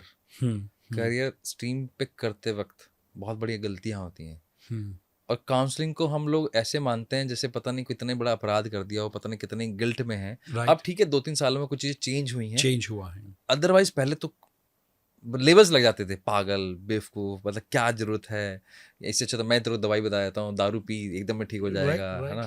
तो क्या सही एज है जब हमें काउंसलिंग के लिए जाना चाहिए, या हमें, मैं इसको काउंसलिंग ना बोल के बोलता हूँ एक्सपर्ट एडवाइस के लिए जाना चाहिए? राइट।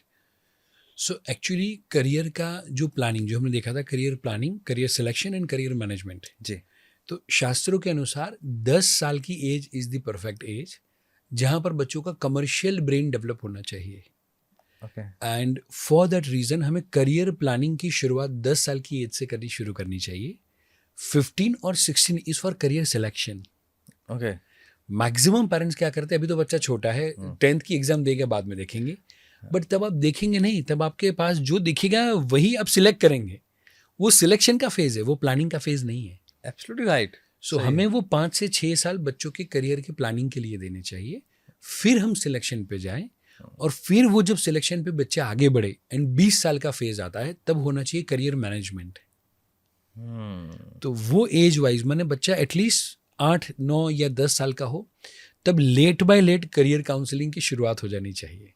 6, 7, 8 में शुरुआत हो जानी चाहिए। हो जानी चाहिए। Okay. तभी वो मैच्योरिटी उसके अंदर डेवलप होगी कि वो 10th में आने के बाद अपनी लाइफ के डिसीजन खुद ले पाए। अग्रीड। आपने सर, जब हम बात करते हैं गुरु शिष्य पद्धति की, तब वहां पर सिस्टम भी यही था कि गुरु बताता था कि क्या करना है, क्योंकि उसको नॉलेज थी, पेरेंट नहीं बताता था। अब थोड़ा उल्टा भी हो गया है, तो उल्टा इस समय में ये होना चाहिए कि आपको सही टाइम पर एक्सपर्ट एडवाइस लेनी चाहिए। 100%। एंड जैसे आप हम DMIT टेस्ट वगैरह करते हैं, जिसके थ्रू हमें पता चलता है कि बच्चे के अंदर कौन सी टैलेंट है। वो सेम चीज़ पहले के समय में भी होता था। ओके, गुरु द्रोण ने भी DMIT टेस्ट किया हुआ है। कैसे? इंटरेस्टिंग। यस, मैं बताऊं आपको। तो अर्जुन का पर्टिकुलरली सभी बच्चों को लेकर गए, एंड जब उनको बोला गया कि आपको ये जो पंछी है उसको निशान लगाना है उसकी आंखों पे, एंड पर्टिकुलरली भीम को बोला गया, तो भीम ने लाइक जैसे ही धनुष्य चढ़ाया, उसके बाद में पूछा कि भाई तुझे क्या दिखता है? बोले आप दिखते हो, नदी दिखती है, ये सब दिखता है, बादल दिखते हैं, मैं अंधा थोड़ी ना हूँ। तो पता चल गया कि उसका जो विजुअल इंटेलिजेंस है वो उतना ज़्यादा नहीं है, but he is kinaesthetically very high, क्योंकि वो एक जगह पर बैठता नहीं है, जिसको आजकल ज़्यादातर हाइपर एक्टिव बोला जाता है। जी, राइट। तो बिकॉज ऑफ दैट वो गुरु ने चेक कर लिया, बोले इसको गदा दे दो, वो किनेस्थेटिकली हाई है तो मारने में दम जोर से लगाएगा, एंड उसका पूरा बॉडी यूज करेगा, एंड क्योंकि वो विजुअली उतना स्ट्रांग नहीं है तो धनुष्य चलाना होगा तो शायद अपने वाले बंदे पे ही ना मार दे। तो गदा होगी तो प्रॉब्लम नहीं होगा। So because of that kinaesthetic intelligence and उसका एंगर, वो चीज़ों को कम ध्यान में रखते हुए उसके हाथ में गदा थमा दी गई। एंड अर्जुन जिसको बोला गया कि पर्टिकुलरली आपको ये देखो, एंड बोला कि क्या दिखता है, बोले सिर्फ पंछी की आंख दिखती है। मीन्स व्हाट, उसका visual intelligence was so high, and तब उसको बोला गया कि आपको धनुष्य चलाना है। सो उस तरीके से बच्चे के अंदर कौन सा इंटेलिजेंस है वो अभी तो हम DMIT टेस्ट के थ्रू कर सकते हैं, अभी गुरु द्रोण की ज़रूरत नहीं है, अब काउंसिलर के तौर पे भी हम कर सकते हैं। तो वो यदि पेरेंट इसका बेनिफिट ले तो मुझे लगता है बहुत ज़्यादा बच्चे के फ्यूचर को लेकर बहुत ज़्यादा अच्छा सा काम हो सकता है। Totally agree sir, totally agree. Thank you so much sir, आपने बहुत सारे इंसाइट्स दिए। लास्ट में अगर आप कोई भी अपना कोई पर्सनल एक्सपीरियंस जो आपके दिल के बहुत करीब है, कितने सारे बच्चों को आपने काउंसिल किया, इतने पेरेंट्स को काउंसिल किया, वो अगर शेयर करेंगे तो हमारी ऑडियंस को और बेनिफिट मिलेगा। फिर हम क्लोजर की तरफ चलेंगे सर। 100%। सो मैं कहना चाहूँगा कि पेरेंटिंग बहुत ज़्यादा ज़रूरी है, और उसका एक छोटी सी स्टोरी के माध्यम से हम ये बात को यदि कंप्लीट करें तो एक मम्मी जो अपने बच्चों से परेशान है, माने तकिए इधर उधर डाल रहे, ना बैग इधर उधर डाल रहे, ना होमवर्क नहीं कर रहे, ना खाना नहीं खा रहे, ना मम्मी को चिल्लाना पड़ता है। सो बच्चे जब स्कूल पे गए हुए थे, घर पर सब ठीक करके वो पड़ोस में एक जो आंटी जी रहते थे उनके घर पे गए कुछ लेने देने के लिए। तो उनका घर एकदम वेल सेटल था, सारी चीज़ें अपनी अपनी जगह पर थी। तो शी वॉज़ वेरी हैप्पी कि आप इतने काम हो, कंपोज हो, अभी सुबह सुबह में आप फ्री हो गए, आपका घर इतना साफ़ सुथरा है, तो पर्टिकुलरली कितना अच्छा है, मेरे तो 2 बच्चों ने मेरी जान ले ली है। एंड तब वो आंटी ये मम्मा को बात बताती है कि तेरा घर इधर उधर उल्टा सुलटा पड़ा हुआ है एंड वो सुधर जाए उसके लिए तू तरस रही है, बट मेरा घर और मेरा सोफ़ा और मेरा बिस्तर बिखर जाए उसके लिए मैं तरस रही हूँ। मेरे दोनों बच्चे हैं, एक ऑस्ट्रेलिया में सेटल है, एक कनाडा में सेटल है, और शायद हम हफ्ते में या 15 दिन में जब उनको टाइम होता है तब हम फेस टाइम पे बात करते हैं। एंड आज मुझे लगता है कि वो फिर से यहाँ पर आए, वो टीवी देखते देखते पॉपकॉर्न खाए और पॉपकॉर्न नीचे गिराए, तकिए इधर उधर फेंके, वो मेमोरीज़ के लिए मैं तरस रही हूँ। सो तू ये सोफ़ा देख रही है, मैं सोफ़े पे खेलने वाले बच्चों को देख रही हूँ। एंड इसीलिए एक बात कहना चाहती हूँ कि तेरे बच्चे बड़े हो जाए, अपनी लाइफ में बिजी हो जाए, उससे पहले बचपन को एंजॉय कर ले, बच्चे के बचपन को एंजॉय कर ले। सो पेरेंटिंग इतनी पावरफुल चीज़ है कि मैं कहना चाहता हूँ आप आपके बुढ़ापे के लिए गोल्डन मेमोरीज क्रिएट कर रहे हो। जब बच्चों के साथ धमाल मस्ती करते हो, एंजॉय करते हो, सो आदि को अध्याय को साथ में लेते हुए, खबे कंधे पे लेते हुए, उसको ज़्यादा पसंद था।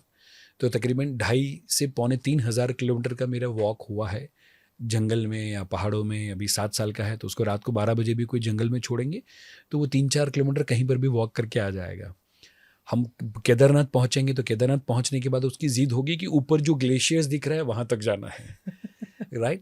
सो जब भी पर्टिकुलरली वो सारी मेमोरीज, तो मुझे कोई बोले कि आप बिजनेस कम किया, जब टॉप पे हो, करियर के टॉप पे हो, एंड जो टर्नओवर एंड बाकी की जो सारी चीज़ें हो रही हो, जो शायद हम महीने एक वीकेंड में करते हो, वो शायद हमने पूरे 2 महीने का टर्नओवर हो, वो 7 साल तक हमने बैर किया कि भाई कर, और ऑफिस और सारा स्टाफ का सैलरी निकल जाए, उतना ही हमें करना है। जस्ट बिकॉज मैं कहना चाहता हूँ, मैं सिर्फ मनी नहीं बनाना चाहता, मेमोरी भी बनाना चाहता हूँ। सो सारे पेरेंट्स सिर्फ और सिर्फ मनी बनाने पे फोकस ना करें, बच्चों के साथ मेमोरीज बनाने पे भी फोकस करें, तो आपका बुढ़ापा अच्छी मेमोरीज के साथ होगा, और बच्चे जब बड़े होंगे तो अच्छे संस्कारी होंगे, तो सुकून और शांति भी होगा। तो मुझे लगता है वही बेस्ट जर्नी रहेगी और वही बेस्ट एडवाइस रहेगी। बहुत ब्यूटीफुली आपने सर इतनी सुंदर इंसाइट्स दी। मुझे लगता है अगली बार हम वापस एक और पॉडकास्ट करेंगे, लेकिन तब उसमें बहुत सारी केस स्टडीज लें ताकि उनको उस एंगल से समझ में आए कि किस में क्या हुआ और क्या उसके हमने रिकमेंडेशन दिए और क्या उसका आउटकम निकला। है डेफिनेटली क्लाइंट्स के जो भी केस स्टडीज वगैरह है वो डेफिनेटली बहुत मुझे लगता है जरूरत है शायद इस टाइम पे। इस टाइम मैनेजमेंट केस स्टडी से ज्यादा parenting family management case studies. क्या यहाँ सर हमारे हाईफाई मिलता है यहाँ पे। बढ़िया, बहुत बढ़िया। Thank you so much sir, Parikshit sir, यहाँ आने के लिए बहुत बहुत दिल से धन्यवाद। बहुत मज़ा आया। आज तक हमें आपको यूट्यूब के माध्यम से देखा था और अच्छा लगा जो आज आपसे मिल रहे हैं। तो दोस्तों, ये था हमारा एक और एपिसोड, आपका अपना विकास, योर ओन ग्रोथ।